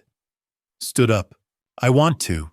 Counselor Palmer, have you advised your client, Sekou? I have, Your Honor. She insists. Megan walked to the stand. She didn't raise her hand for the oath. This wasn't testimony. It was a final statement. Her voice shook. I did everything they said. I was desperate. I owed $80,000 to people who were going to hurt me badly. I watched her. 35 years old, and she looked like a stranger. Then Evan said this was the only way, that Dad would never miss the money, that he'd be well cared for at Rosewood. She wiped her eyes. I didn't want to hurt him. I couldn't breathe. The debts, the phone calls, the threats. After Mom died, I was alone. Dad worked all the time. I know he was hurting too, but so was I. I made terrible choices, gambling, toxic relationships. I kept sinking deeper. Her voice broke. I know what I did was wrong. I know I deserve prison. But I'm not a monster. I'm just broken. From the gallery I whispered, Megan. Judge Thornton's expression softened slightly. Ms. Chandler, your brokenness does not excuse a criminal conspiracy, but I acknowledge your honesty. She gestured to the bailiff. Please escort Ms. Chandler back to her seat. Judge Thornton reviewed her notes. The courtroom was so quiet, I could hear the clock on the wall ticking. This case represents one of the most egregious examples of elder financial exploitation I have encountered. She looked up. Ms. Zessen. Megan Chandler. I find you guilty of conspiracy to commit elder abuse, forgery, reckless endangerment through medication tampering, and attempted wrongful institutionalization. Megan's shoulders shook. Palmer put a hand on her arm. Regarding co-conspirators, Roger Whitfield will face civil penalties under his immunity agreement. Dr. Martin Russell is under investigation by the State Medical Board. An arrest warrant has been issued for Evan Caldwell. She turned to Megan. Preliminary sentencing range is 4 to 8 years in state prison plus restitution. Formal sentencing will be held December 5th. Until then, you are remanded to county custody. Bail is denied due to flight risk. She looked at me. Mr. Chandler, I am deeply sorry for what you have endured. A protective order is hereby issued. Ms. Chandler is prohibited from contacting you or accessing any of your financial accounts. Your trust remains intact and legally protected. She rapped her gavel once. We are adjourned. The courtroom emptied slowly. Reporters rushed out to file stories. Paul waited in the gallery. But for a moment in the hallway outside the courtroom, Megan and I were alone. Bailiff Grant stood 10 feet away watching. I'm sorry, Dad. I looked at my daughter. Really looked. Her eyes were red hollow. Defeated. So am I. That was all. Bailiff Grant stepped forward. Time to go, Ms. Chandler. She was led away in handcuffs. No bail. No second chances. Just the echo of her footsteps fading down the corridor. In the parking lot, Paul, Rebecca, and I stood by my car. November afternoon, cold and gray. You did the right thing, Paul said. I stared at the courthouse building. Then why does it feel like I lost? Rebecca touched my arm gently. You saved yourself. That's not losing. I drove home alone. The house was empty. Megan's things were still in her old room, frozen in time. Her childhood teddy bear on the bed. Photos of Sarah on the dresser. I sat on the couch and finally let myself fall apart. The phone rang. Rebecca. Eugene, there's something you need to know. Evan Caldwell was arrested an hour ago in Harbor City. He's trying to cut a deal. He's claiming Megan was the mastermind, not him. I closed my eyes. Even now, after everything, they were still trying to destroy her. Or maybe she'd destroyed herself long ago, and I just hadn't seen it. Eugene, I'm here. The prosecutor wants to interview you again, probably next week. Okay. I hung up, sat in the dark, and waited for the grief to pass. It didn't. December 5th, 9 o'clock in the morning. Same courtroom. Same judge. But everything felt different. Megan sat at the defendant's table in an orange jumpsuit, hands cuffed in front of her. She'd lost weight, dark circles under her eyes. She looked small, breakable. Rebecca had urged me to attend. Victim impact statements matter. The judge needs to hear from you. The prosecutor stood first. Recommended 8 years. Maximum sentence. Called Megan a predator who targeted her own vulnerable father. David Palmer stood next. Pled for 3 years plus probation. Cited Megan's remorse, her cooperation, the fact that no money was actually stolen. Judge Thornton looked at me. Mr. Chandler, would you like to make a statement? I stood. A sheet of paper trembled in my hands. I'd rewritten this a dozen times. Your Honor, Megan is my only child. For 35 years, she's been my whole world. After my wife died, she was all I had left. My voice was steady, somehow. How what she did is unforgivable. But I still remember who she was before the gambling, before Evan, before the desperation. She used to volunteer at animal shelters. She cried during sad movies. She made me birthday cards every year until she was 23. I looked at Megan. She was crying silently. I don't know if that person still exists, but I hope prison will give her a chance to find herself again. I took a breath. I'm asking for mercy, not for her sake, but for mine. I've lost too much already. I don't want to lose the possibility that someday she might come back whole. But I also ask for justice. What she did to me, she could do to another family. She needs to face real consequences. I sat down. The courtroom was silent.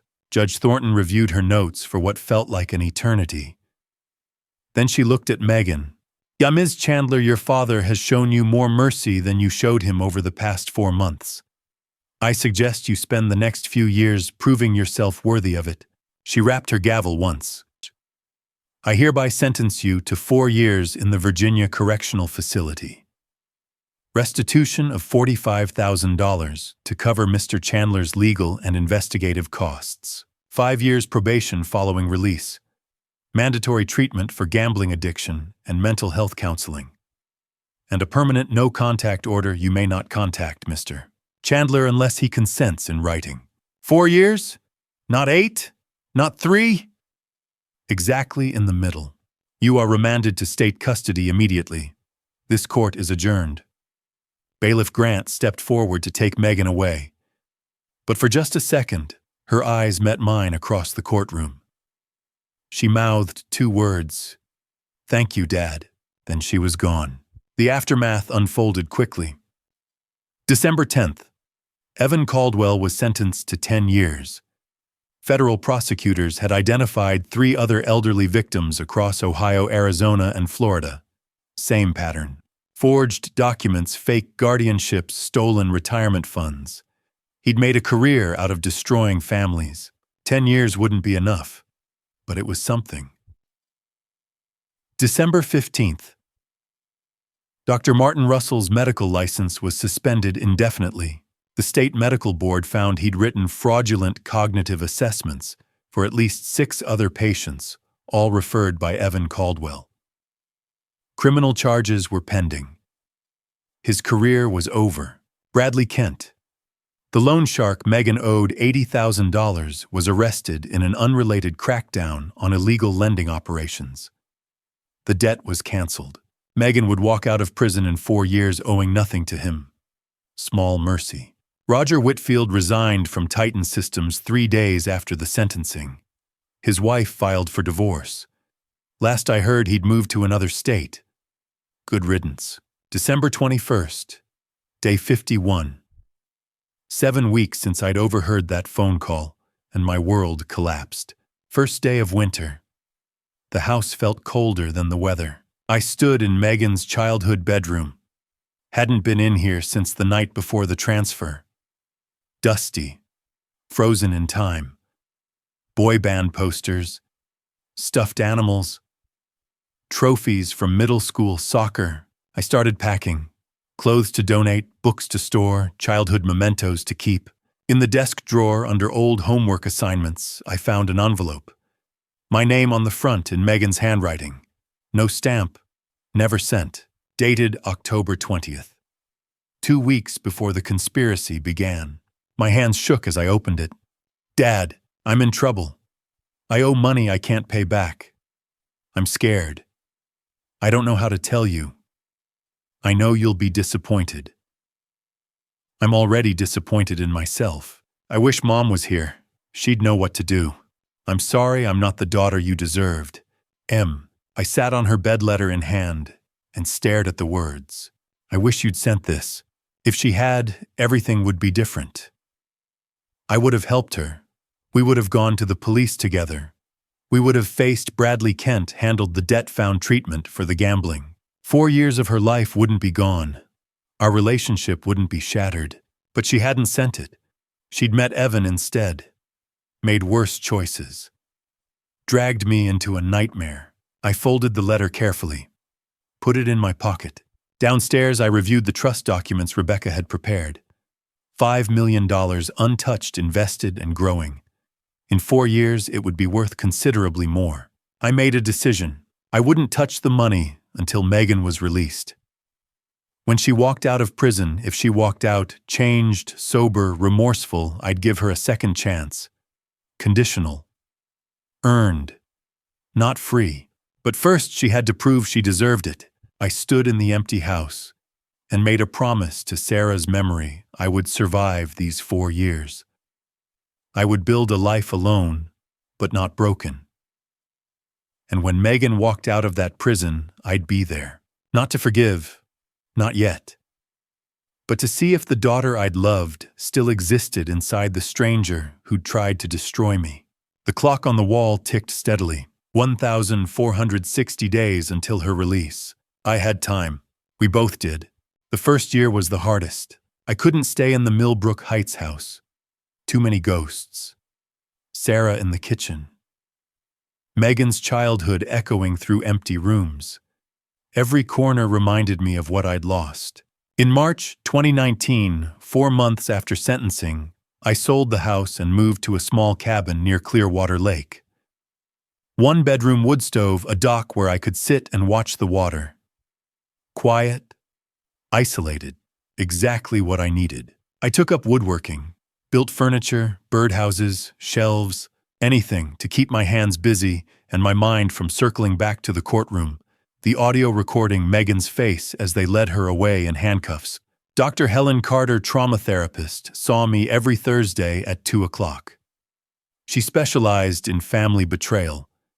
There were apparently enough cases like mine to warrant a specialty. "You're allowed to be angry," she told me in our 3rd session. "I'm tired of being angry." "Then what do you feel?" "Empty." The prison allowed letters and visits, but I wasn't ready. Rebecca forwarded updates. Megan was in minimum security, had enrolled in addiction treatment, was keeping her head down. I filed the information away and tried not to think about it. Paul visited once a month, drove 2 hours from Millbrook to check on me.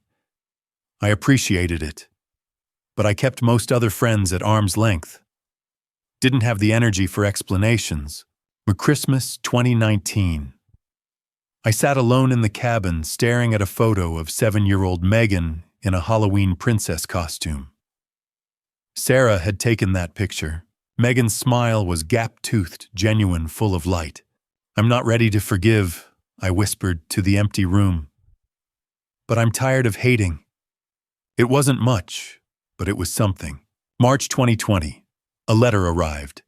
Rebecca had forwarded it from the prison. I stared at the envelope for 20 minutes before opening it. "Dad, I don't expect you to read this. I wouldn't blame you if you threw it away. But I need to say this even if you never hear it. I've been sober for 18 months. I go to GA meetings 3 times a week. I'm working in the prison library. Small things, but they feel big. Every day I think about what I did. I think about Mom, how ashamed she'd be. I think about you sitting in that courtroom and the look on your face when they played the recording. I heard my own voice saying those things, and I didn't recognize myself. I'm not asking you to forgive me. I just want you to know I'm trying. I don't know if I'll ever be whole again, but I'm trying. I'm so sorry. Megan." I read it 5 times, folded it carefully, put it in the desk drawer. I didn't write back, but I didn't throw it away either. June 14th, 2020. 18 months into Megan's sentence. I drove 2 hours to the Virginia Correctional Facility. Rebecca had encouraged the visit. "She's making progress, Eugene. Real progress.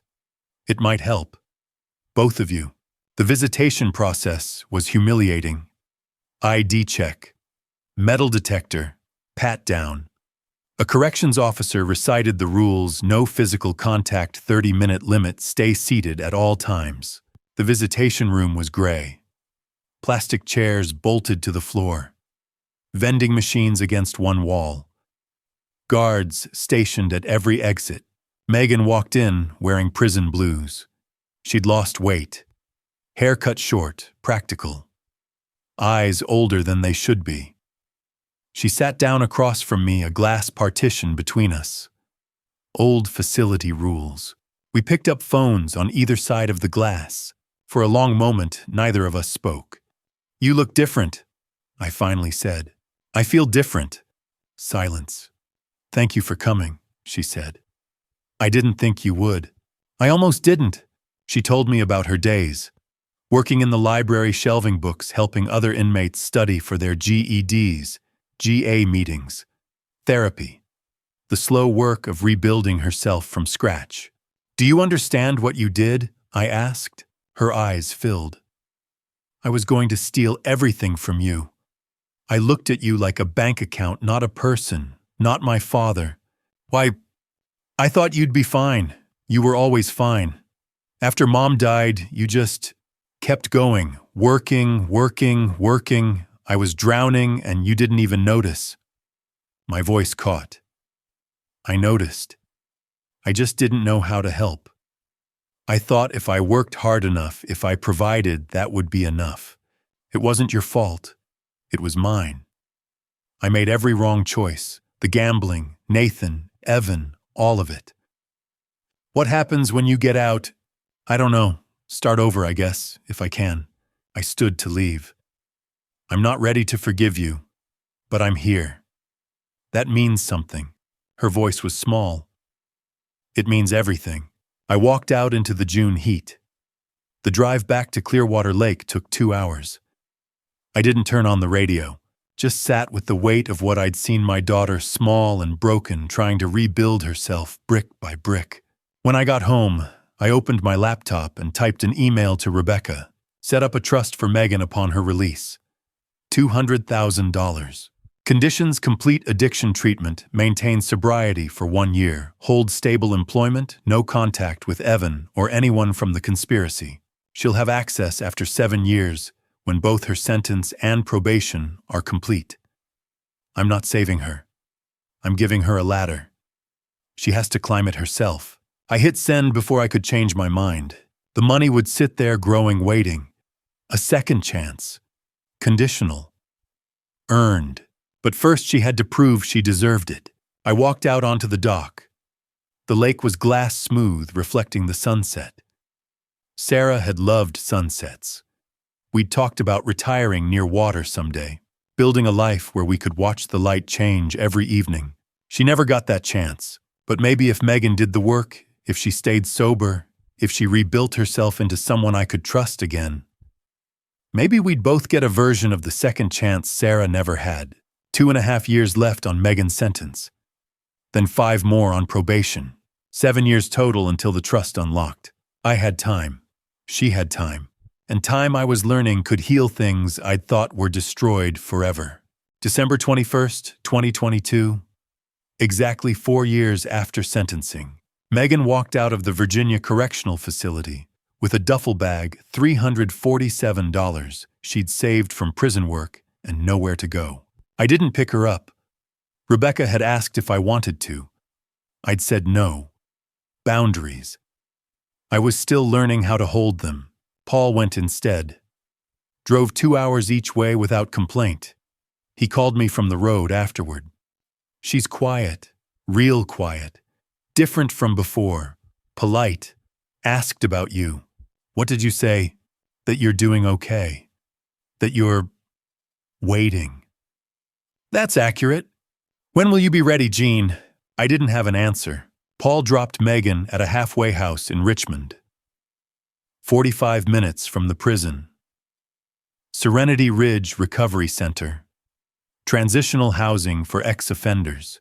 Strict rules, curfew, random drug tests. Mandatory meetings, weekly parole check-ins. She was free, sort of. January through June, 2023. 6 months. Megan rebuilt her life 1 day at a time. She worked as a dishwasher at a local diner. $12 an hour, 40 hours a week. Came home smelling like grease and dish soap. Saved every penny she could. She attended intensive outpatient program 3 evenings a week. Therapy, coping skills, relapse prevention. GA meetings 3 times a week on top of that. 54 months sober now. 4.5 years since her last bet. Every week she checked in with her parole officer, Lisa Grant. Submitted to drug tests. Provided proof of employment.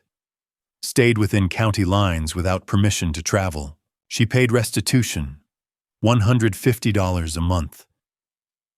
At that rate, it would take 25 years to pay back the $45,000.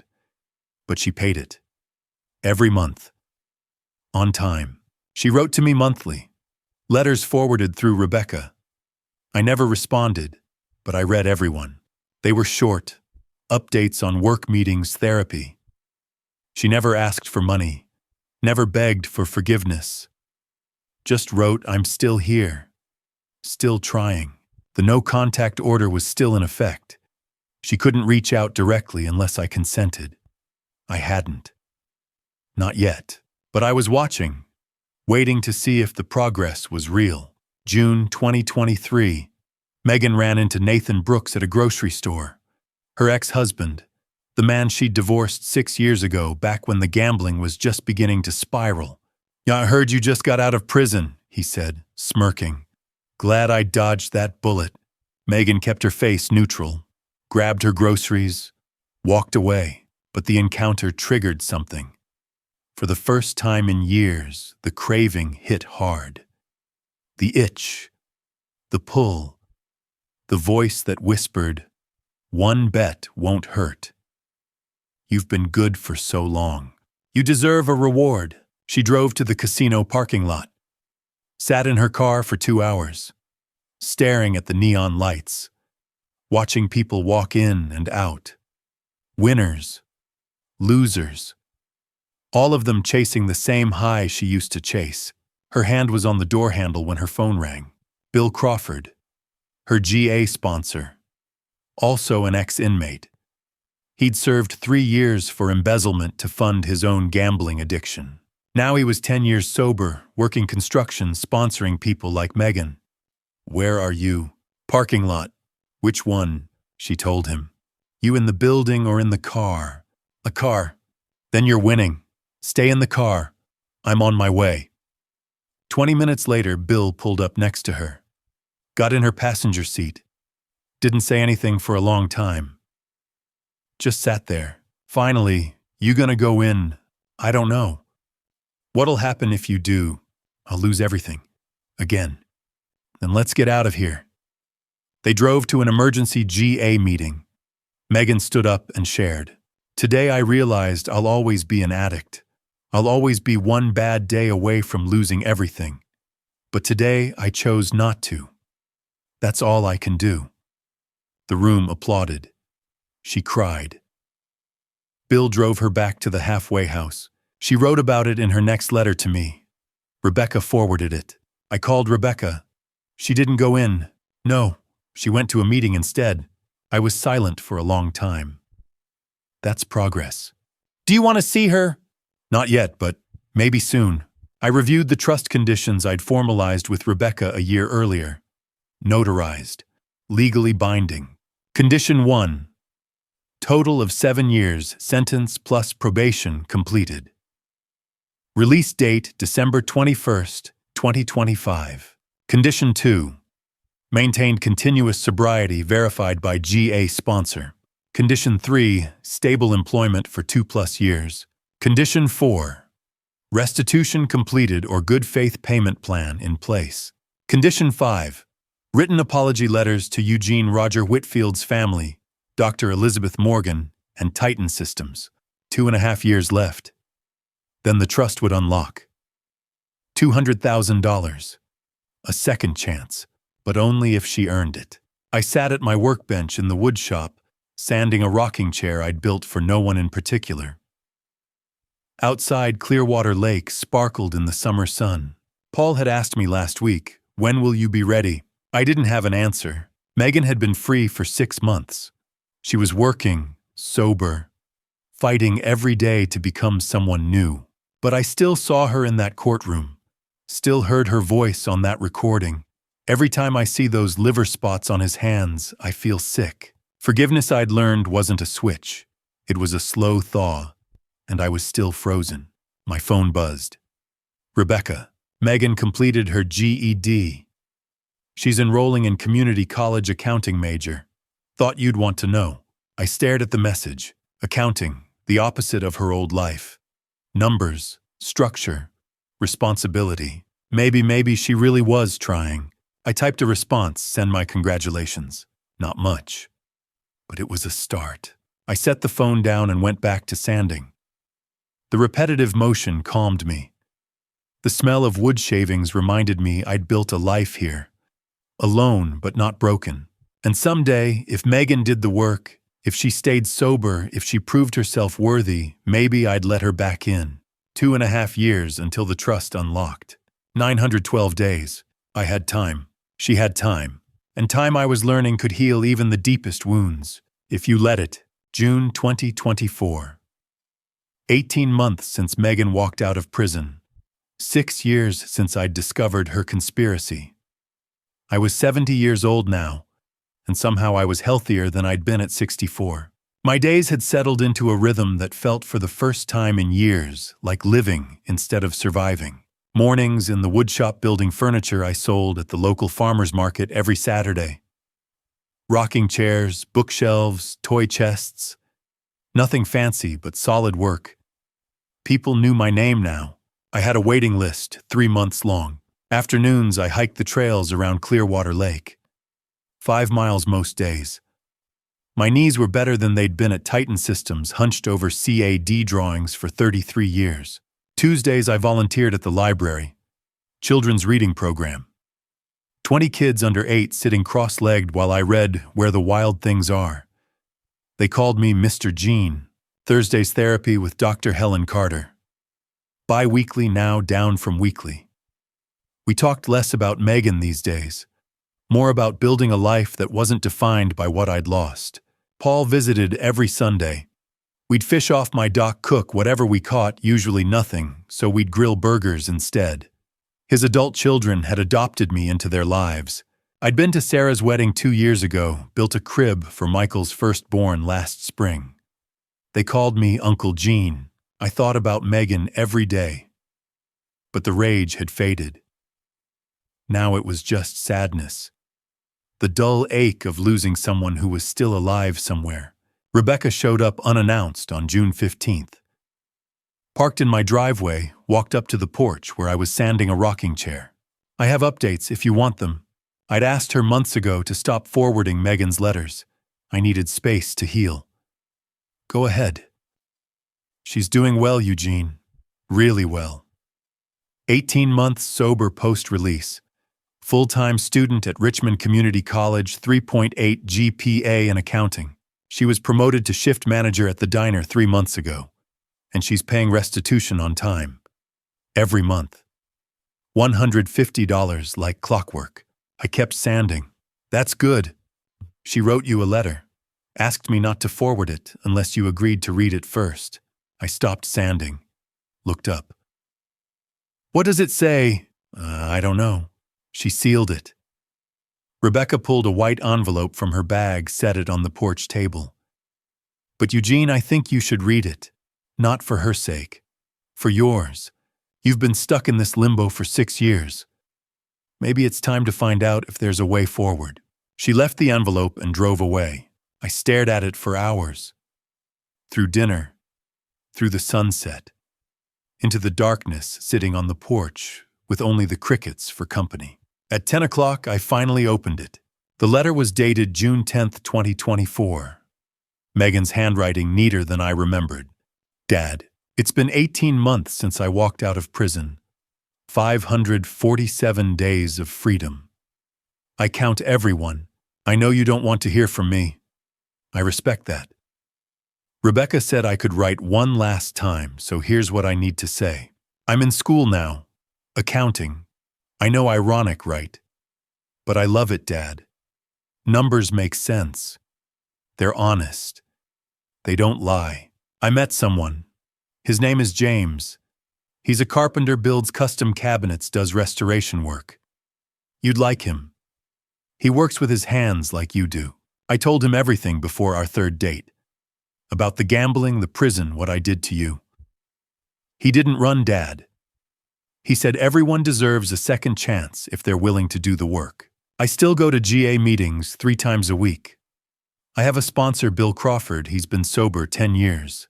Some days are harder than others. Last month, the first thought in my head was, I could go to the casino. Just one game. I didn't go. I called Bill instead. That's what recovery is, I think.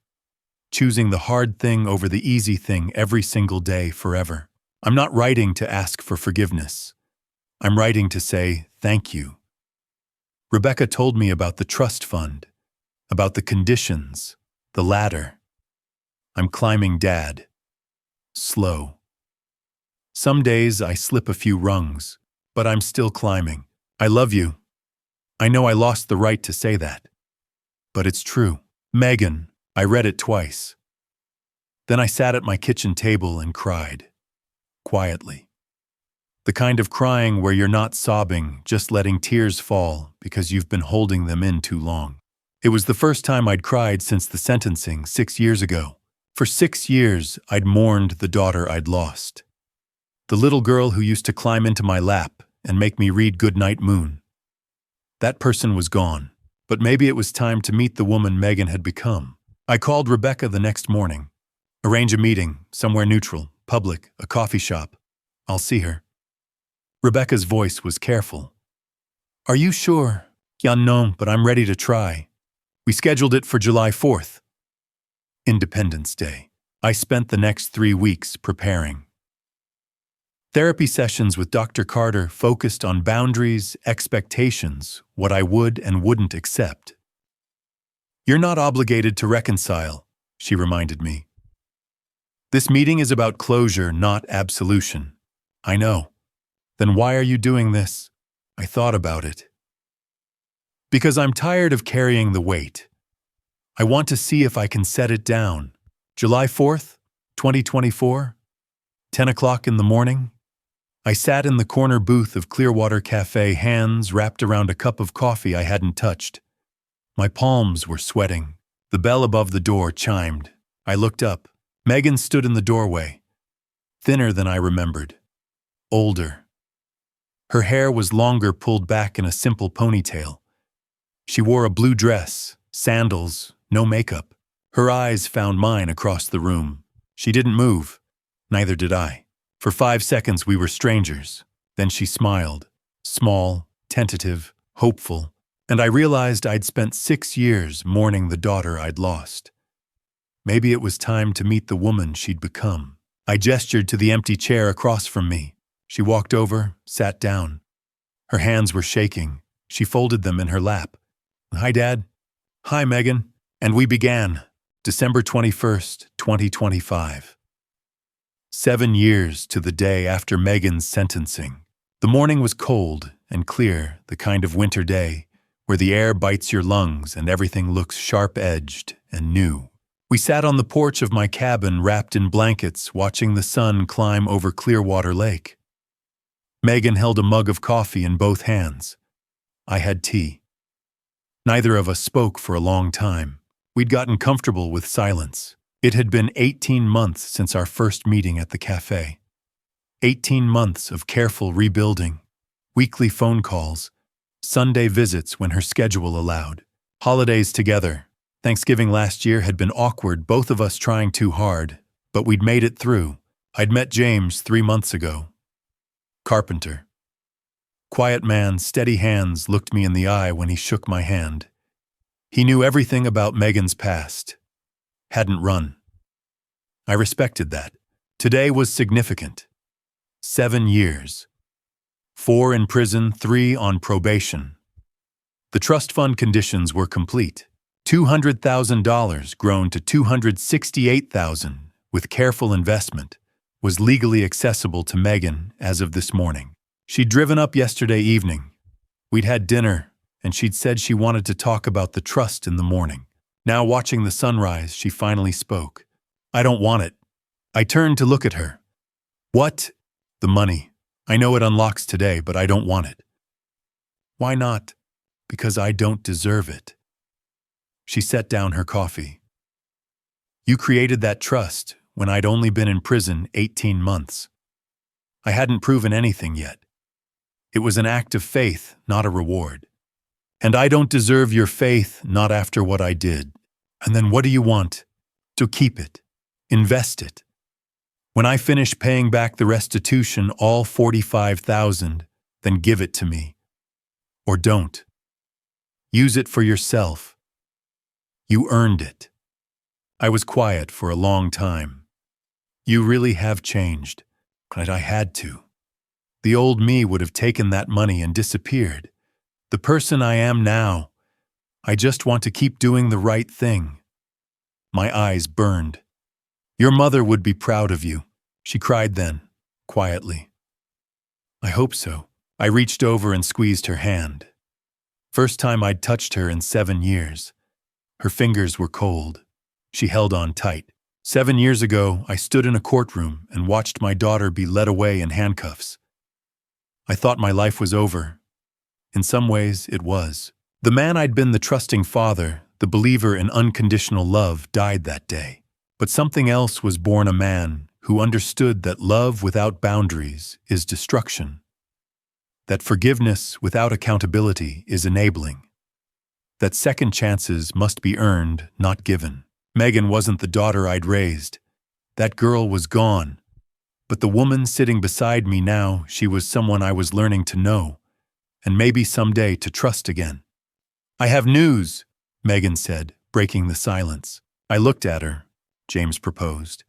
2 weeks ago, I said yes. Something tight in my chest loosened. Congratulations. We're planning a small wedding. Spring 2026. Outside if the weather cooperates. She turned to face me fully. I want you to walk me down the aisle, if you're comfortable with that. My voice caught. I'd be honored. She smiled. Genuine. The first real smile I'd seen from her in, I couldn't remember how long. There's more. I got accepted to a 4-year university. Accounting program evening classes so I can keep working. I start in January. That's wonderful. And I have a plan for the restitution. With my promotion at the diner and some freelance bookkeeping, I'm starting on the side. I can pay $300 a month instead of $150. I'll have it finished in about 8 years. When I'm 50. I thought about that. 50 years old. A lifetime of consequences for 4 months of conspiracy. Jake, when you pay the last penny, I said slowly, I'll match it. Whatever you've saved by then, I'll double it. Give you a real start. But only after the debt is clear. Her eyes widened. Dad, that's the deal. She nodded. Deal. We sat in silence again. The sun was fully up now, turning the lake into hammered gold. Do you still think about it? I asked. Gambling, even the urge. She was quiet for a moment. Honest. Sometimes. On bad days, it's still there. The voice that says one bet won't hurt. But I call Bill Crawford. I go to a meeting. It's a fight I'll have for the rest of my life. Then I'll be here as long as I can be. She leaned her head on my shoulder. Tentative. I didn't pull away. The sun rose higher. The coffee went cold. And for the first time in 7 years, I felt something I'd thought was lost forever: hope. Not the naive hope of the man I'd been before. Not the blind trust that had made me vulnerable. But something harder won. The hope that comes from seeing someone fall and choose to get back up. Megan had rebuilt, was still rebuilding, would be rebuilding for the rest of her life. And I would be here, watching, supporting from a careful distance, ready to catch her if she stumbled, but no longer willing to carry her. Dad! Yeah, thank you for not giving up on me. I looked at my daughter, stranger, second chance, fragile hope wrapped in human form. Thank you, I said, for not giving up on yourself. The lake sparkled. And for the first time in 7 years, I allowed myself to believe that maybe, just maybe, we were going to be okay. Not perfect, not healed, but okay. And okay I'd learned was enough. And to you listening to this story, remember this: I thought providing money was the same as providing love. I thought working 70-hour weeks to build a nest egg meant I was being a good father. I spent 35 years believing financial security could replace my presence. Don't make my mistakes. Don't let your career become an excuse to avoid the hard work of being present. Don't assume your children will understand your absence just because you're doing it for them. I learned the hardest way possible that family betrayal often grows in the soil of neglect, not because you meant harm, but because you weren't there to prevent it. This family betrayal nearly destroyed us both. But through the pain, I discovered that love without boundaries enables destruction, while boundaries with love create space for redemption. God granted me the strength to stand firm when everything in me wanted to either give in or give up completely. My story became one of those grandpa stories you hear and think, that could never happen to me. But it can. It did. And if you're not careful, it might. Family betrayal cuts deepest because it comes from those we trust most. Learn from these grandpa stories, the ones that make you uncomfortable, the ones that challenge what you thought you knew about unconditional love. Set boundaries. Stay present. And when you fall short, as we all do, seek the wisdom to rebuild what's broken. If this story resonated with you, please leave a comment below sharing your thoughts. Have you faced difficult family situations? How did you navigate them? Hit that subscribe button for more grandpa stories that explore the complex landscape of family forgiveness and second chances.